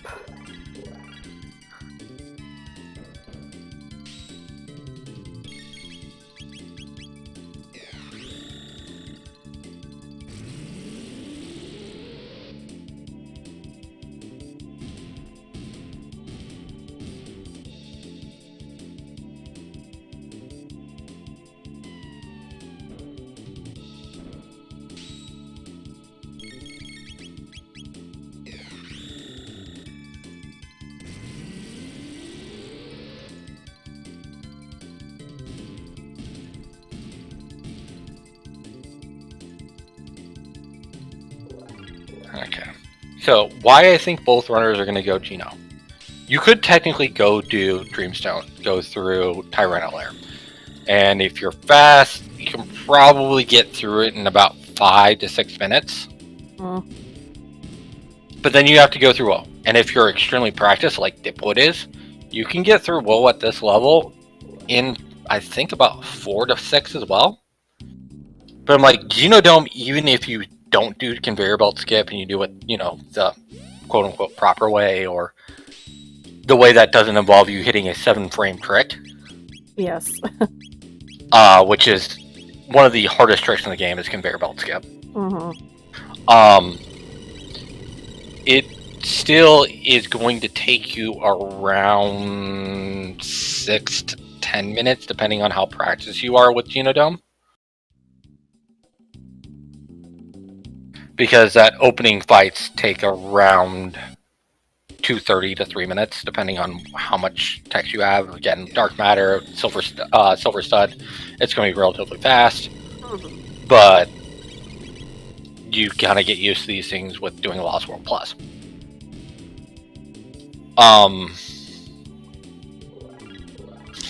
The disadvantage of doing that is you don't get the speed tab in Genodome. And you don't get some of the higher end things like the Kaiser Arm there, which I believe is Robo's 4th best weapon. I'd have to double check that. It's behind the Crisis Arm, the Terror Arm, and the Giga Arm, if I remember right. Kaiser Arm is the 4th one, if I remember right. I think so, yeah. Because I know that Crisis, Terra, and Giga, so I just can't remember if there's one in between those. But the Kaiser and the Giga. But Kaiser's a high tier one, regardless. Yeah.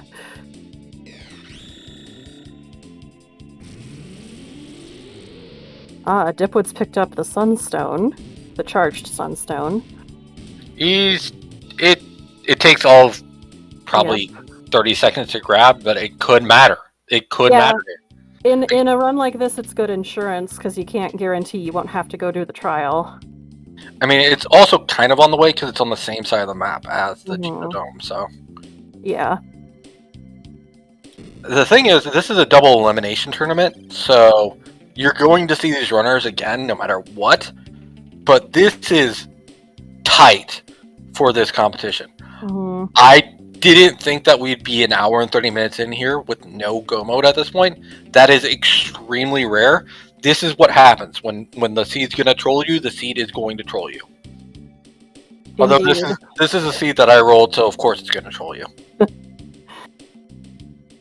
I'll have to ask him, how was Dalton Plus? Going for that conveyor belt skip. Aku is well practiced on this one, but he did bonk once, so he missed it. How would I tell? He bonked once on that conveyor right there. Mm-hmm. You can have exactly 1 to 2 bonks there. You gotta have... It's 7 frames. It's a very difficult trick to hit. It's really tight, yeah. That's 1 bonk there. That's 2 bonks. I think you lose a little bit of frames for that actual bugger there, too. Depending on which one you run. Oh, we got it. There we go. He got it on the exact 7th frame. It was bugging out at that arc, so he got it exactly. Now the Roombot, will you behave? It's not being too bad. I've seen it be much worse. Okay. Now what he's going to do is he's going to lock it at the bottom of the screen. That's exactly what you want to do. Now you're going to go over here. You're going to grab the speed tap from where that first Piezo doll was. But you want to make sure that you clear out the 2 debuggus on that left-hand side. That's why you typically clear those first. Because if you don't, you get a very sad feeling. Oh no! Oh no! He's still He walking saved over it. the He salvaged it. He salvaged it. That's one thing. You don't want to go too far to the left because you want him to spawn a little bit more to the left. Sorry, yeah. Oh, he's stuck in. Okay. Well, Roombot is behaving. Roombot, why are you so nice? Why are you not running over the cat right now? Or, in this case, probably slime or whatever it is in the future. Going to grab this quick power tab again, +4s. Great grab. Absolutely. So again, you have 1 tab of every type here. You have 1 magic tab, which is going to be in the room ahead. You got 1 power tab, which you saw just right there. And you had the 1 speed tab that you saw him use with the half Roombot skip. Very, very important tabs, especially with a comp with Robo. Although less important because you have the Robo Ribbon, which gives you +3 speed.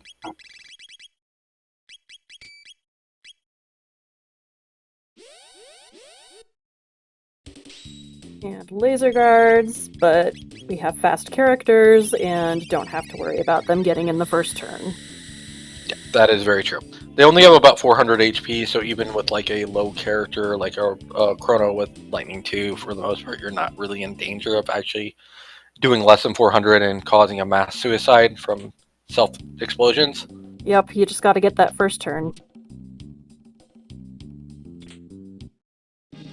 Now, we did not see him save, though. And that is worrying to me. From anybody who knows both Aku and my runs recently. You have the death here, you could be out in your entire Genodome. That is true. I think I personally wouldn't be worried too much about it, as Mother Brain doesn't get shuffled, and she's pretty easy, but that would be an awful, awful place to get a game over.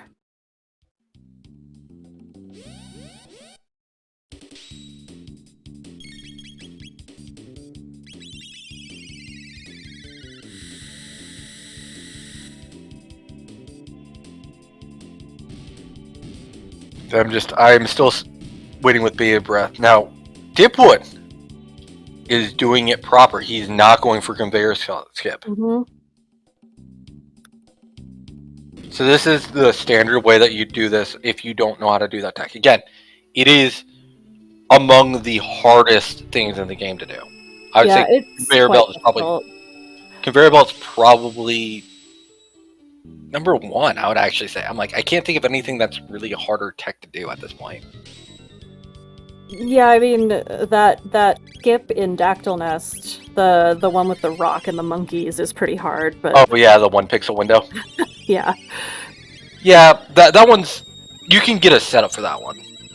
Whereas the conveyor belt is a lot of input over like 30 seconds to get correct. Yeah. And honestly, the Dactyl Nest one is less of a big deal if you can't do it either. You just run away. It takes a little bit longer, but it's not a huge time loss. But I agree that any of the Dactyl skips are all 1 pixel skips, so they're very difficult. But like, yeah. So again, like what you saw there is Dipwood went up to the conveyor belt that skips the extra Robo Mob from spawning in. Ooh, Chrono Trigger. It's the Chrono Trigger. Sorry to interrupt. Oh no, you're right. So we got go mode, and we got future go mode, which means all those blackmails are going to come in handy.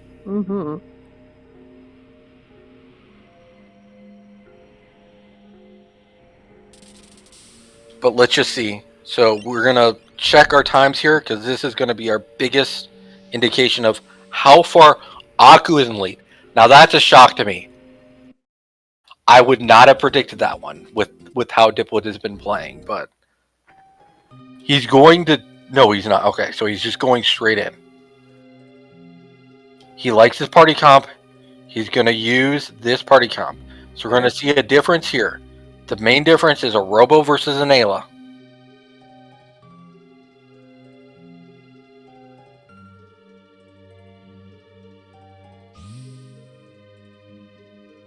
Now, this is the one I say talk to. Does he validate his seed by talking to the new? You don't talk to the cat, you talk to the new. Because he did new wrong.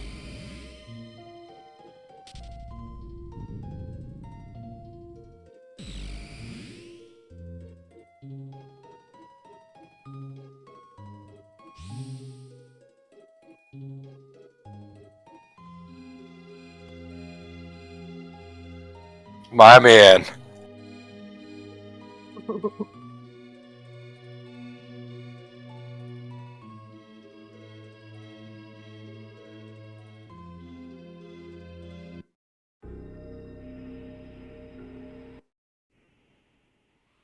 I don't remember if he grabbed the power tab earlier. He did not. I don't think so. See if he goes for the swag tab now.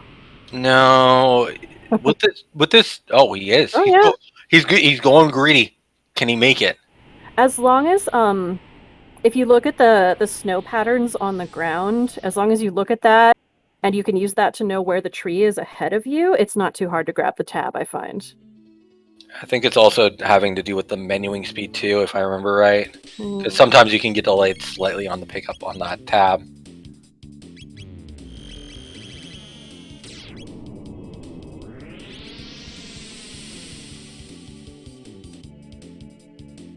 You know what? I love it. These crackers, quite literally crackers, only have about 600 HP. Luminaire is hitting for that one. You're probably going to use a shelter sometime on your way through anyway. Use up all of your MP. Just use it like a resource, because you're like, oh, I'm just going to restore it anyways with shelters. Once you're at endgame, absolutely, I think that's the way to go. That's a nice skip there. Again, so the way it works with these skips is your character moving? Is the mob moving? If your character is not moving and the mob is moving, you will not get engaged.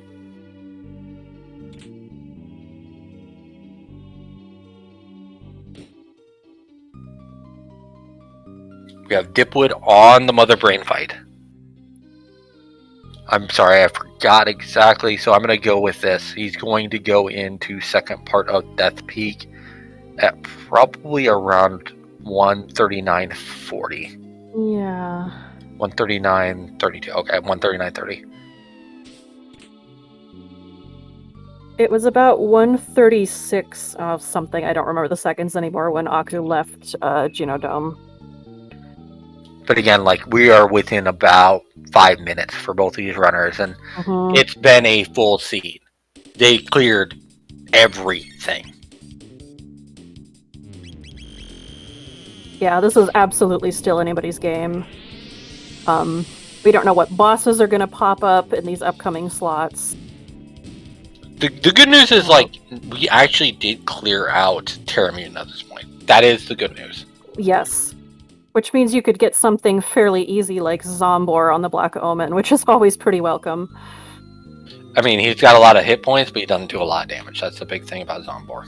Yeah, exactly. And at this point in the game, hopefully something having a lot of hit points isn't that big a deal, because at this point you should be able to really dish it out. The only difference, though, is when Zombor is laid on, that roar attack that he does does a lot. Yeah, you do have to be careful with that. Because that is one of the few things that really does scale.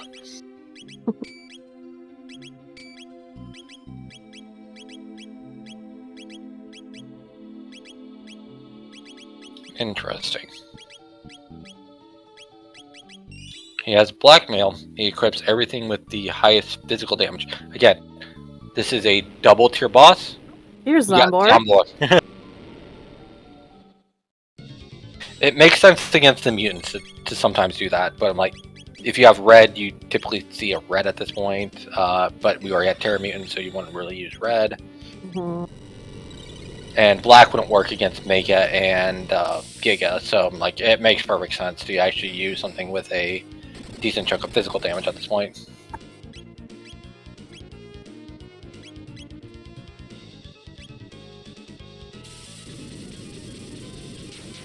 So we go Dipwood doing the traditional approach of that power tab there. just grab it, get kicked out, and then keep going. Okay, so it's 141. Well, we'll call it 142 dipwood entering Death Peak for real. So about a 5.5 to 6 minute difference. Yeah. Ooh, getting blocked by Rosa. Again, if you're not confident, you can always talk to the doll.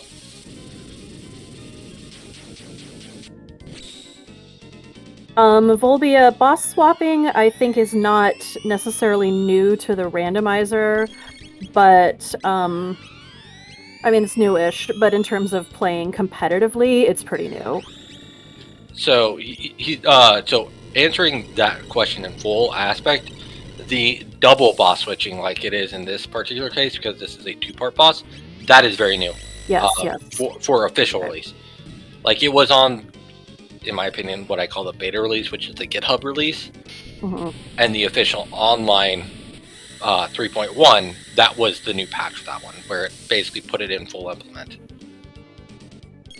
Which, again, it's not really beta with the GitHub, it's different things, so. And when everything is stable at that point, it goes through a lot of testing, and everyone in the community putting in a lot of work, in addition to all the people who do this fine development team, being led by Raster Cecil, also known as Ansky. Again, a lot of people in the community doing fine work to make this game work, so.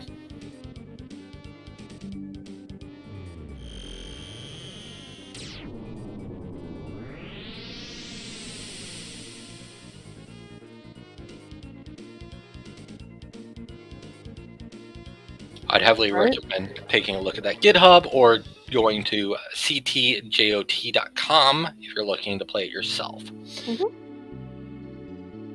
We have Aku pushing the shell and climbing the shell, even though in this case it's a leg. The legs.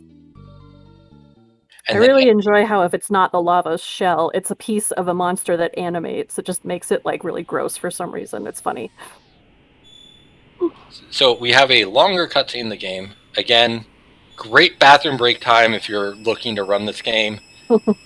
The two ones, the ones you're looking for at this point for bathroom break times would be here, which is a minute and I believe 20 seconds, and I timed this one out. The one in Tyrannal Lair is a minute and 40 seconds, another great bathroom break. The Ocean Palace unlocking is, I believe, 45 seconds, if I remember right. But I'm like, you're kind of rushing at that point, so. Yeah. But no, it's always good, any kind of speedrunning, to know when your bathroom breaks are. Always know when they are. This is the longest Iria 3 go mode, so if you need to grab a drink or anything, so.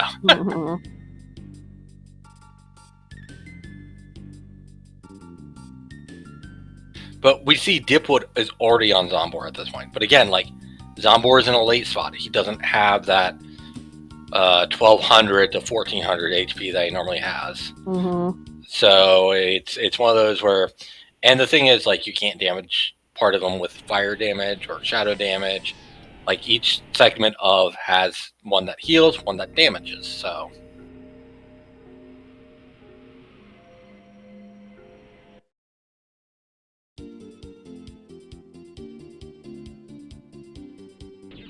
Aku getting some last minute prep shops makes sense to me. You're going into Black Omen, you definitely want probably about 5 shelters at this point. Yep. I don't know if we saw the mid-ethers. I don't know if only Dipwood did. Oh yeah, I don't remember who it was that checked for those. Oh, he's turning in the jerky? I love this play. Yeah, I mean, it's not a bad idea. It's a guaranteed high volume item. You can grab the pendant chest too, so. And a lot of those high value items can be swords for Chrono, who's here, so that's good. Oh, a Gloom Helm. Nice. That's a status protection for Magus, so like, there goes, you don't need another amulet. Somebody else can have it now, if you gotta do that.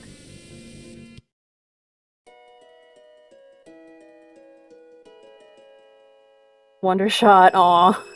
Blunder shot. By the way, that was some great movement right there. Yes. Goes through the entire texting while moving up the stairs and still gets the item. If you do it fast enough, you can glitch out the music and it'll stop playing. Fun.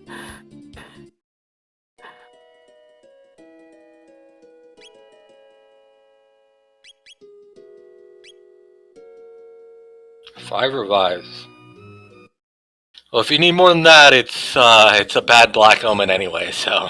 Yeah, it's true. And the other thing is, we're not playing in Lost World. You gotta come to the Black Omen in 600 or 1000, so. Yep, here's the mid-ethers and lapises.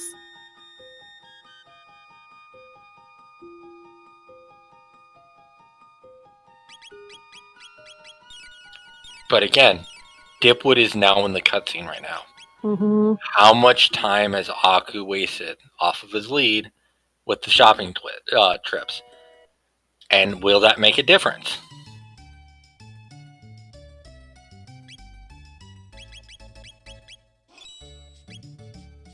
It'll be interesting to see whether Dipwood just goes for it or whether Dipwood also gets groceries, so to speak. Good move getting those shelters, though. 0 shelters is definitely something I get worried about. And he's thinking about the revives. It's like, you can get some of those bad seeds where 5 revives just isn't enough. It really depends on the bosses. The bosses can be rude. Looks like Dipwood is also going to make the play to turn in the jerky real quick. So again, 5 high quality checks takes about 2 minutes.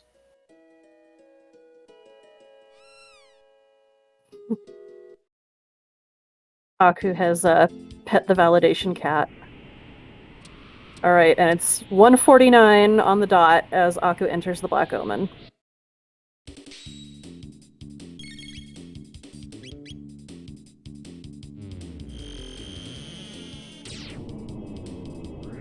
It's kind of odd, because he already knows that the laser guards die to lightning too.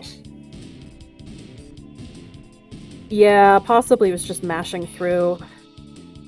But definitely, it's nice to save that MP if you can manage. I mean, that depends. You may also just, use the first shelter on that first save point, which again, like, at that point, you don't really care about Chrono's MP, so. Yeah, no, the nice thing about the Black Omen is it is pretty generous with save points, so there are a lot of places to get your MP back with shelters.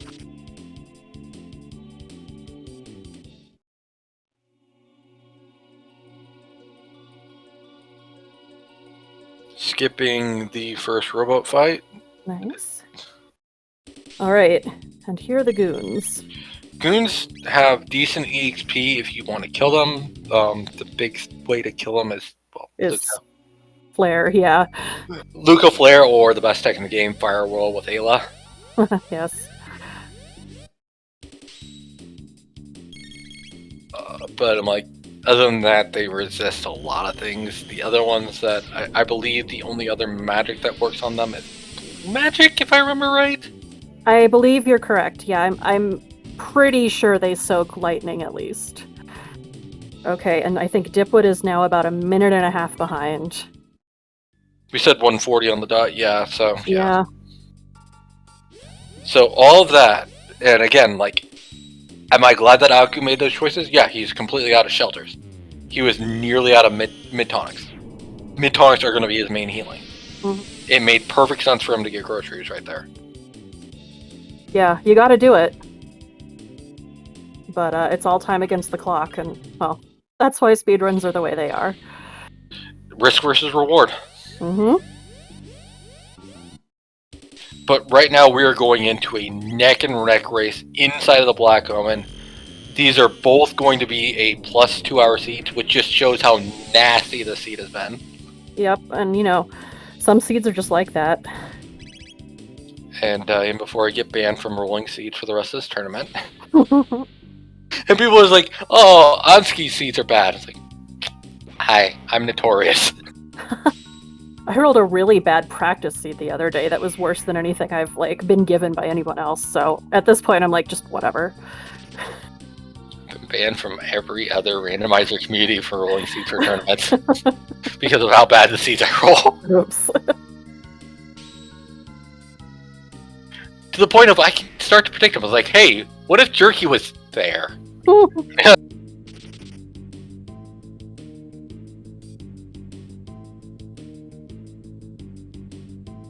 As we can also see, Dipwood is using multi-save tech here. Mm-hmm. Nice mutant skip by Aku. Sadly, you cannot skip this one. You gotta take the fight, you gotta run, or you can kill them if you got, Yeah. fire, because everything's weak to fire in this place. Yep. That first one is pretty tight, though. It looks easy if you do it right, but it's really not. I mean, it's actually not that bad. It's kind of like a sideways Dendoro skip. I mean, that's true. Like, you have to learn it, I guess. You go down first around the mutant and around, up and around. So it's kind of like Dendoro skip where you go right and then around. For that first mutant, you just go up, down, and around. Right, I think you have to let them not see you as well. So the timing has to be just so, but...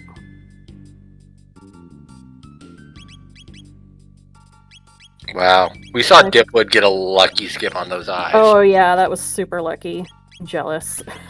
It's like he paused for exactly 1 second and they shut their eyes and walk away. It's like, wow. Why did Aku use a spell and then run away? He may have been checking how much magic damage that Magus has. Sometimes you can actually kill them with fire too. He just didn't have the magic damage to do it. Yeah, I suspect that was why, to see if it would one-shot them. I mean, the good news is now he knows kind of what he has for the, and I call them rupcants or not, they're ruminators, little snake enemies here. Yeah. The nope ropes, the danger noodles. The other thing is it gives him an idea of how much damage he's going to be doing with fire too against these goons, because he knows fire is good against them, so. Yes, and these fights you can't get away from. So it may have just been like a tactical thing, it may have been a misclick, I really don't know, because again, it really depends on levels, but we're already seeing 2 elevators right now. Dipwood got ruminators, Aku got goons. That is a big difference here, because ruminators will go down with 2 fires. They will be relatively fast. The other thing they go down to is blue damage or ice damage, water damage, you have you. And right now, Dipwood just took the lead. Because Aku got a worse elevator. That is all RNG. That's all it takes. Nice skips in that room from Dipwood.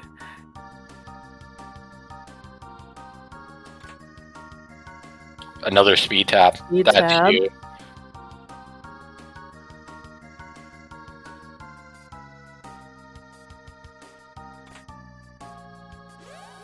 Power taps are great. A little bit off on that one. You have to go a little bit more to the right after that. Like Aku. Oh, he missed it too. Oh, yeah. There's those, it's the, like, grayish tiles that are there, the squares. If you go, like, straight above them and then to the left and hug the wall, you're usually okay. Yeah, you can go either way. It's just you have to be very precise. I like this by Aku. Oh, there's a rainbow in a chest in the new room. Oh. Nice. Wow. I would feel so rewarded if I was Dipwood, because unlike Aku is super reliant on, Robo for damage. Like, you don't need a weapon for Ayla because she's all level based. Oh. And here we are, and so there's some good gear. There's the new shop. This race could absolutely flip here again. Full ethers, full tonics. Nothing else other than that, because you don't really need the amulets because you got the gloom helms. Both characters have a gloom helm from those checks for the jerky. Indeed. I would definitely take the rainbow over the swallow. It's a tough choice for some people. They're the 2 best swords. Not necessarily, but in my opinion, hands down, because swallow gives you +3 speed. Yeah, the speed. It doesn't have the best base damage, but it has a slightly higher crit rate. And I'm like, I'm not a big subscriber for crit rate outside of the rainbow. Why the rainbow? Because it has a 70% crit rate. 70%. Yep. Who cares when you're rolling 70%? It has a great crit rate. Exactly. As opposed to like something that's going to be like maybe 30 at best. Mhm. Like a crappy Vorpal sword in other games. Yeah, in chat, Zero Praxis says also the rainbow looks the coolest, and that is definitely correct. It's like pink and blue, shiny. I like it. It has the best. It has a super high crit rate and the best base damage in the game. The only thing that it doesn't have is that plus speed. Mm-hmm. Luckily, Chrono is already pretty fast, so... And with Ayla in Dipwood's party here, you know, she's fast, so... But the thing is, we're seeing like a one-screen difference right now. Oh, yeah. This is going to be incredibly tight all the way to the finish. Yeah, gosh, this room with more of the boss orbs in it could turn it around too, because, you know, you can get around them quickly if their eyes are closed, but then sometimes they won't close their eyes, so you just engage them and run away, because you gotta keep going. Aku's going to take an additional fight here. He's going to check the Rubicon chest, and it's mainly because the past, those have held crisis arms. Yeah, that is a good chest. And that is a game changer for Aku right now.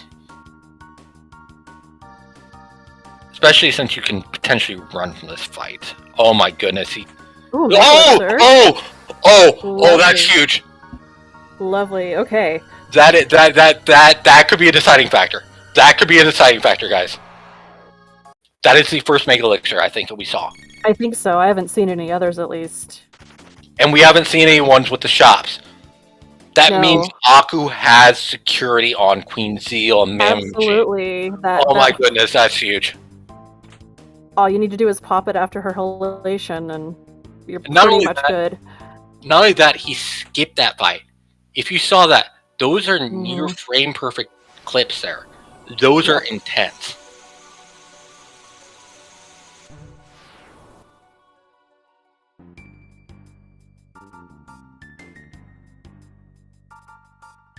Okay, that is a new way of doing that. I'm going to have to learn how to do that for the alien skips from now on. I like that maneuver by Dipwood. I normally do a south approach. That is a classy approach, though. Yeah, that was good. That skip, you want to just stay above those little squares at the bottom of the form there. Okay, so Dipwood is in the first fight of Black Omen. Gets 2 clean alien blob skips. Oh, those are clean. Skyward in chat, yes, this is a randomizer. It's Chrono Trigger Jets of Time. And we're playing with boss randomization as well as the standard race flags. I don't remember exactly if we have a command for this one. Maybe if Trenton is here, he may be able to help us out, but I don't remember. Anyone who does want more information can... Yes, there we go.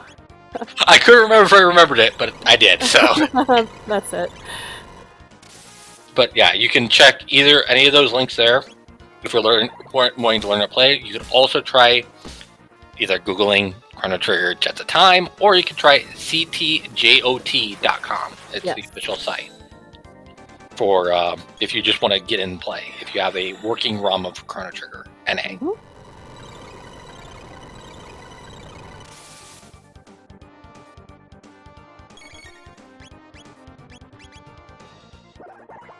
We've got Mega Mutant over here. Mega Mutant is the weird one, because again, this is the one that you typically don't see outside of Boss Randomizer in Jets, because it got removed in Jets for standard race flags. It's the first boss of Black Omen. Normally it's right inside the door. The big thing about this one is it does not have the same physical weakness that the other mutants have. Yes. So, it does do Chaotic Zone here, though. But with status protection, it doesn't matter. I believe it's 1 amulet and 1 Gloomhelm. I don't know if we have a 3rd status protection. I don't know. It can miss, though, so sometimes that's all it takes. I definitely still worry a little bit if I see Mega Mutant on Xenon Bridge or something. In the Omen, by the time you're there, it's usually okay. Yeah, that's annoying on Xenon Bridge, because you actually have to kill both. Half of Yeah. it.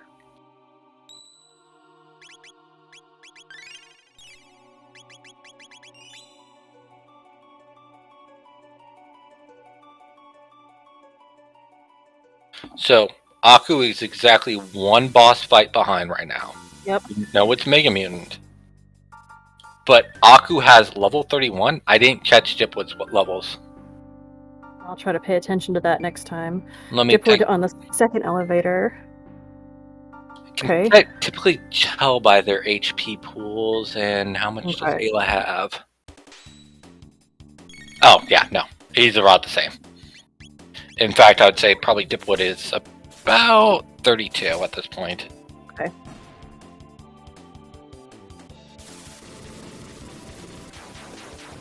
Yeah, Dipwood is definitely... no, Dipwood is probably early 30s as well. So like 29, 30 at this point. Because Chrono is slightly lower health. Right, and that's a fairly lucky elevator, only one battle. The elevators could each be anywhere from 0 to 3 fights. So Dipwood got 2 lucky elevators at this point. Is that going to be a trend here for Aku? You can also get the rare 0. It does appear. Yep, not often, but ooh. Trying for bat skip. The players can have a different amount of fights in the same seed. It's totally random. It is completely random. It's just basically where your RNG pointer is pointed at that point.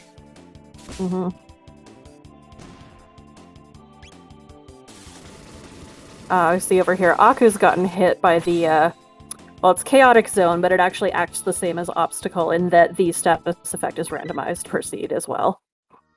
But it's the same effect as Obstacle, if I remember correctly, so... That's the easy way to remember. Yeah, it's basically the same thing. The good news is, though, that they attacked again, but they both got hit again. Yep. Only the bottom is alive, and now it's dead. So Dipwood has about, I would say, a minute 45 lead. No, a little bit more. It's 2 minutes because of elevator. Gloomhelm.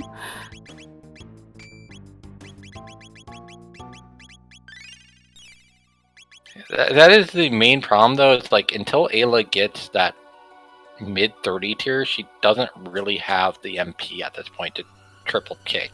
Yeah. Alright, we got a lava spawn over here. Question is which one?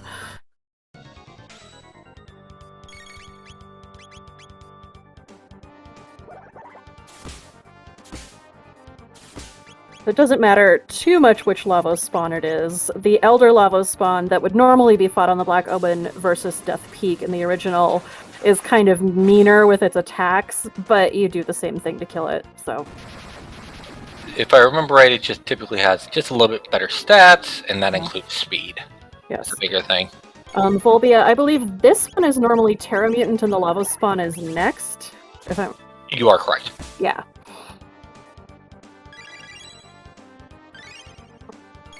This is Terra Mutant spot. Yeah. The good news is the boss randomizer stops when you're going into the final form. So all 3 phases of Lavos will always be the same in boss randomizer. All 3 points of the Zeal fights will always be the same. So. Yep. Dark Helm. That other chest is a rock, and probably why that was skipped. I think this is where the game typically ends when people are playing rock percent. I can't see a reason not to put this one as the last rock. Yeah, I can't imagine what kind of weird item mix-up would cause you to get another one last. I haven't thought it through. Okay, and I think this has to be either another Lavos spawn or Giga Mutant. You're correct. And it's the Lavos spawn. Those are the only 2 left, and the thing is, since Mega Mutant is kind of the rare bird out of the 3, and we've already seen Zombor, we knew it was going to be one of those. Yeah. No, in the Black Omen route, especially since you go through Death Peak, I think you get, it's what, 6 out of 7 of the 2-part bosses or something, assuming you did Xenonbridge. You actually get all of the 2-part bosses that are in Jets. The one that's been removed is the main, so that's the reason. Right. I mean that you see like 6 out of 7 in the pool, assuming I'm counting right. Yeah. You are. Yeah. A 5 out of 6? Is it? Yeah, that might be right. Yeah. Yeah, 5 out of 6 because you have Yes, 3 mutants, 2 lava spawns, and 1 Zombar. Yes.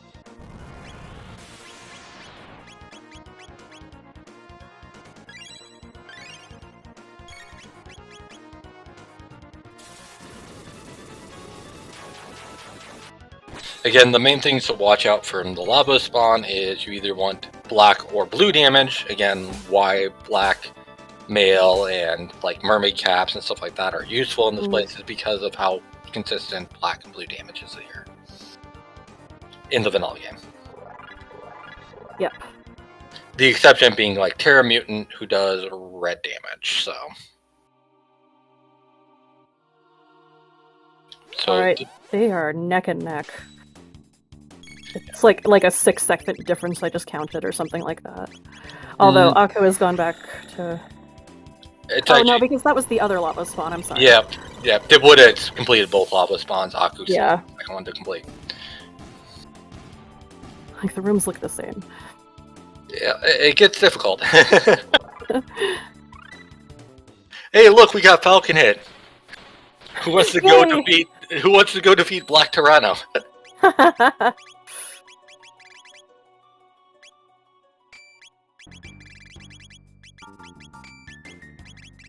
The flea vest on Ayla, probably for the magic defense. Hers isn't great.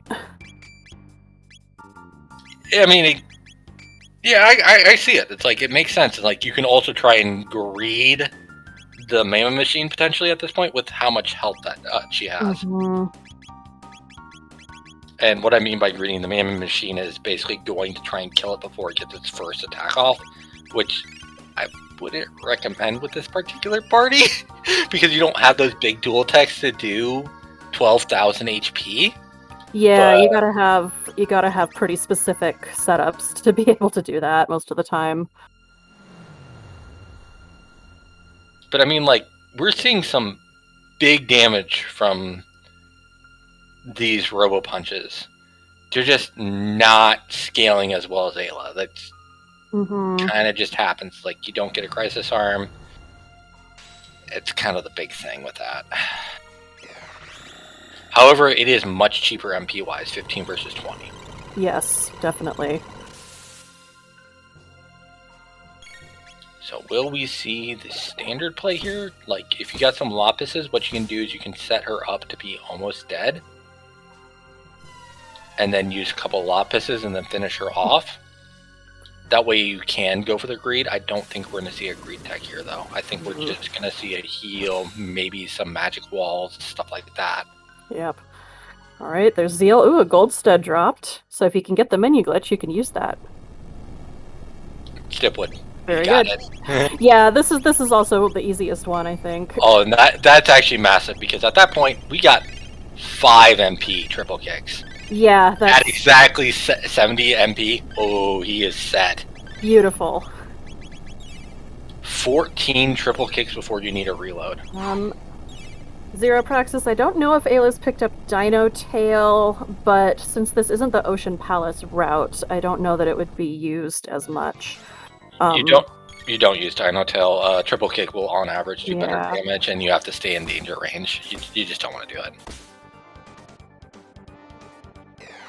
This is like one of the few times that Dino Tail could potentially do more damage, but it's based off of your stamina, if I remember right, from the talk with Onski. It's not a bad vanilla strat against Queen Zeal, because she's spamming Halation a lot. Especially in vanilla, if you know where to charm things, you can have like a bunch of Mega Elixirs by now. But in Jets, not so much. It is incredibly defensive at this point, so you can't do much more to the Mammoth Machine. Is he still going for it?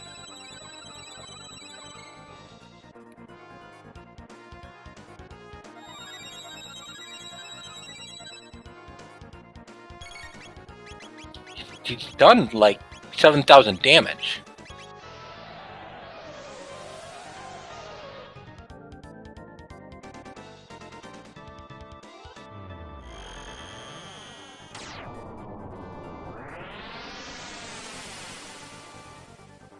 I'm sorry, I'm in awe right now.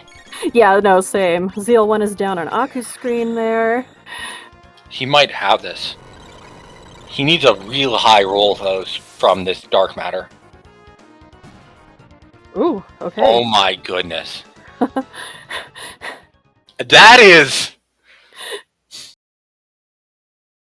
certain words that I will say. Yeah, I mean, I guess with the physical damage done in the first few rounds, correct me if I'm wrong because I haven't done Mammon Machine in vanilla in quite some time, but when you're doing physical damage to it, it's not saving up the damage for a big magic attack later like it would if you were just going all out with magic at first. You are correct, but it gets increasing stack defense. That's why the triple kicks were doing like less than 600 damage at the end. Right. I think it might have been a good opening strategy, though, because that sort of delayed its, like, haha, I'm gonna burn you all attack. I think we're going to see Aku actually catch up right here, right now. Because he did 2 Super Volts right now. Yeah. And those Super Volts were hitting for almost 3,000. Oh, no. Ooh. Okay, let's keep some count here. Yeah, Super Volt is a nice double tech. Oh no. Oof. But that is ouch time. Okay. Let's see. We saw 1,600 from that. The triple kicks are doing around 1,800. Sorry, I'm doing quick maths. Call it 1,900 because they were 650 or something. Oh, Chrono, no, don't miss. That actually makes my math easier. It's about 2,000 a piece, a little less than that. I'm just gonna be rounding. One more attack, she'll do Elation. Actually, because Chrono missed 1 attack, it's gonna take 2. Yeah. All right, Aku is on to Zeal 2. At this point, it might be Dipwood's to lose, but this is close. Aku does have his Mega Elixir still. Yeah. I don't know if we'll have to use it right off the bat here, though.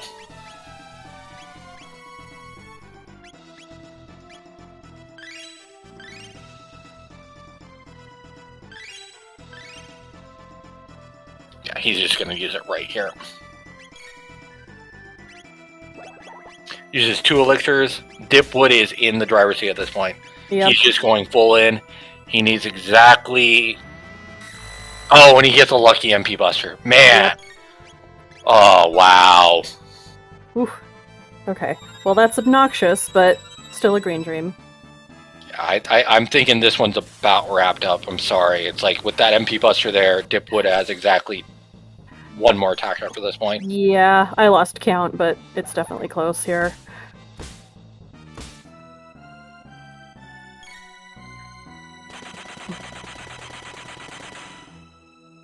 Ugh, that is unfortunate.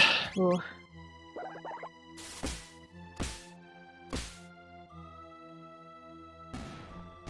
And there it is. All right, GG.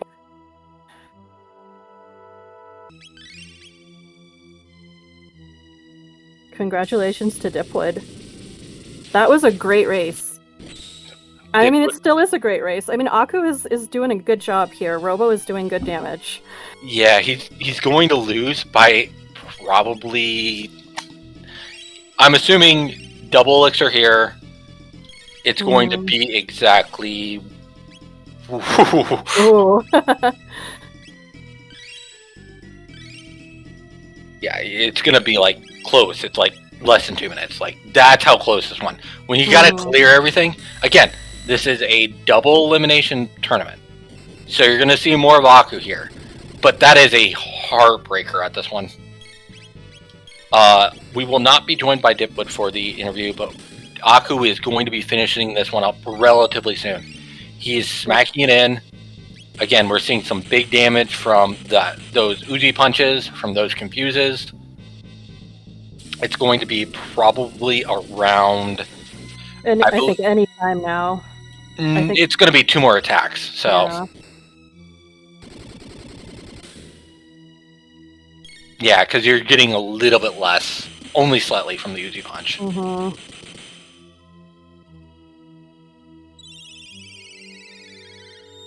And using anti-life strats. Love it. Magus is dead anyway, so... Oh!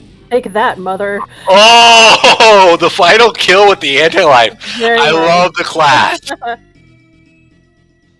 That's the swag kill right there.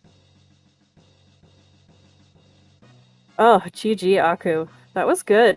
That was a good run for both people.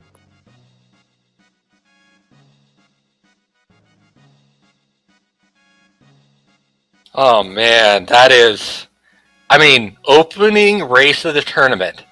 We have full clear, 100% of all dungeons. Mm-hmm. Both of them switching leads multiple times through it and finishing within 2 minutes of each other. I don't know. I can't ask for a better opening race. I don't know about you. Yeah, that was pretty good. That just shows how fierce the competition is in this Boss Absolutely. Randomizer tournament. Yeah, I mean, I would not count Aku out at all. At all. I mean, I don't remember. Was it Dipwood getting the good elevator luck? I mean, it could have Elevator luck. It was elevator luck. Elevator luck was one of them. He also got bat skip too, which is kind of bat skip. But I'm like, these are like minor things. Yeah, like, these are super minor. It's not like we're saying one person did Mount Woe and one person didn't. Like, it's like tiny little things. Oh my goodness, yeah. Oh.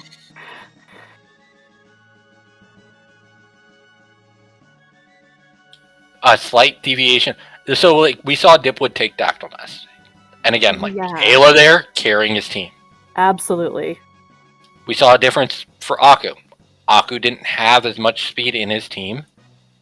And he got a little bit unlucky with that first attack back from the mana machine. Like, he missed it by exactly one attack cycle. Yep. Like, these are all like little minor things that just kind of add up throughout the season. It's unfortunate, but looks like we got Aku in the setup.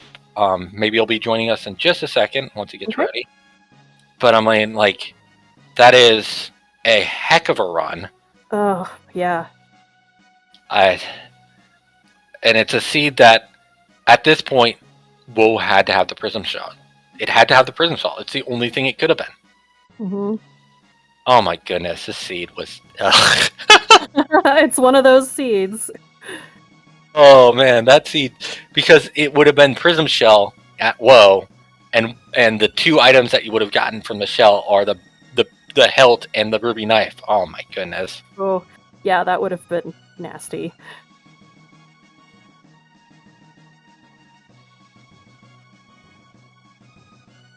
I mean, I'm always happy when people go to Genodome and it pays off, though. Yeah, it is definitely like one of those seeds for Genodome. I'm gonna drag it. There we go. Hello. Hello, Aku. Hello. GG. GG, my friend. Thank you. That was a close one. That's heartbreaking, honestly, to me. You were slightly ahead going into Omen. Dipwood got some good elevator luck too, and it was that close all the way to the end. Like, you were chasing them. You were in that last boss gauntlet, only one boss behind the entire time. Oh, jeez. Oh. Yeah, it actually flipped a couple times near the end there in the Omen too. It was a nail biter.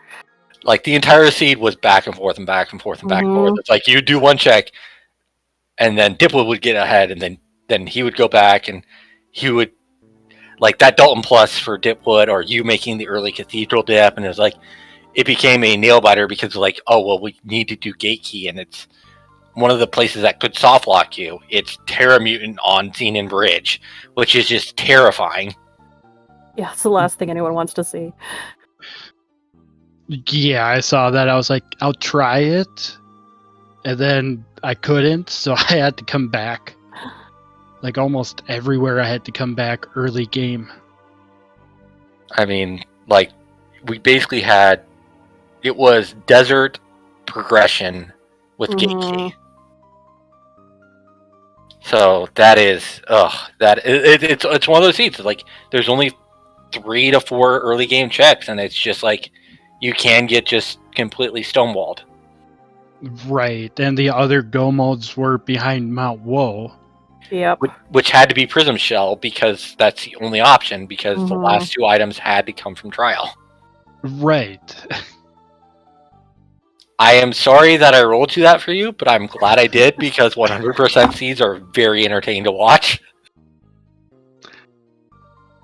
I bet, and with it being so close at the end too. Back and forth, back and forth. Like, Oh yeah. So like, Dipwood actually went to Dactyl and grabbed Ayla, and you didn't. And the thing is, Robo and Ayla were doing very similar damage. Like, Triple Kick was doing about 1800. Robo's Uzi Punch was doing about 1700. I'm like, there's an MP difference there, and that could make the difference. And then gold stuff drops off of Zeal. Yep, but then stick it on with the menu glitch, and there you go. My You're goodness. just done. Yeah, and I did not get that menu glitch. So I had to waste that mega literally. Yeah, no, that was rough for sure. So is there anything you'd like to say here there, Aku? Really, no. 2+ hour seed. And being 2 minutes close at the end, it's almost tied. Just barely inching it out there, he did. Yeah, no, I think you'll both be people to watch as this tournament goes forward. That was super close. Obviously, both will move forward in different brackets. I don't know when the next match is. Do you, Kuketsuki? No, because all these matches need to be scheduled by the individual runners. Yes. But they need to be done by the 31st, so we'll see the remainder of round 1 matches. There are going to be 2 more matches. Alrighty. I don't know exactly the pairings, because I don't have the bracket in front of me. I do apologize about that. But again, like, we have 2 more matches before or on Halloween. And then the next round of the brackets actually begins after that. Again, this is a double elimination tournament, so Aku is still in it. Dipwood, it moves on. And we'll see the bracket shape out when we get updated. I will have to try and get that in at some point. But again, is there any other questions you have, Batsy, for Aku, why we have him here? Oh gosh, not that I can think of. I think both runners did a really solid job, and that was just one of those seeds. We've all seen them where you just have to do almost everything, and often it comes down to these little things, and that's just how it goes.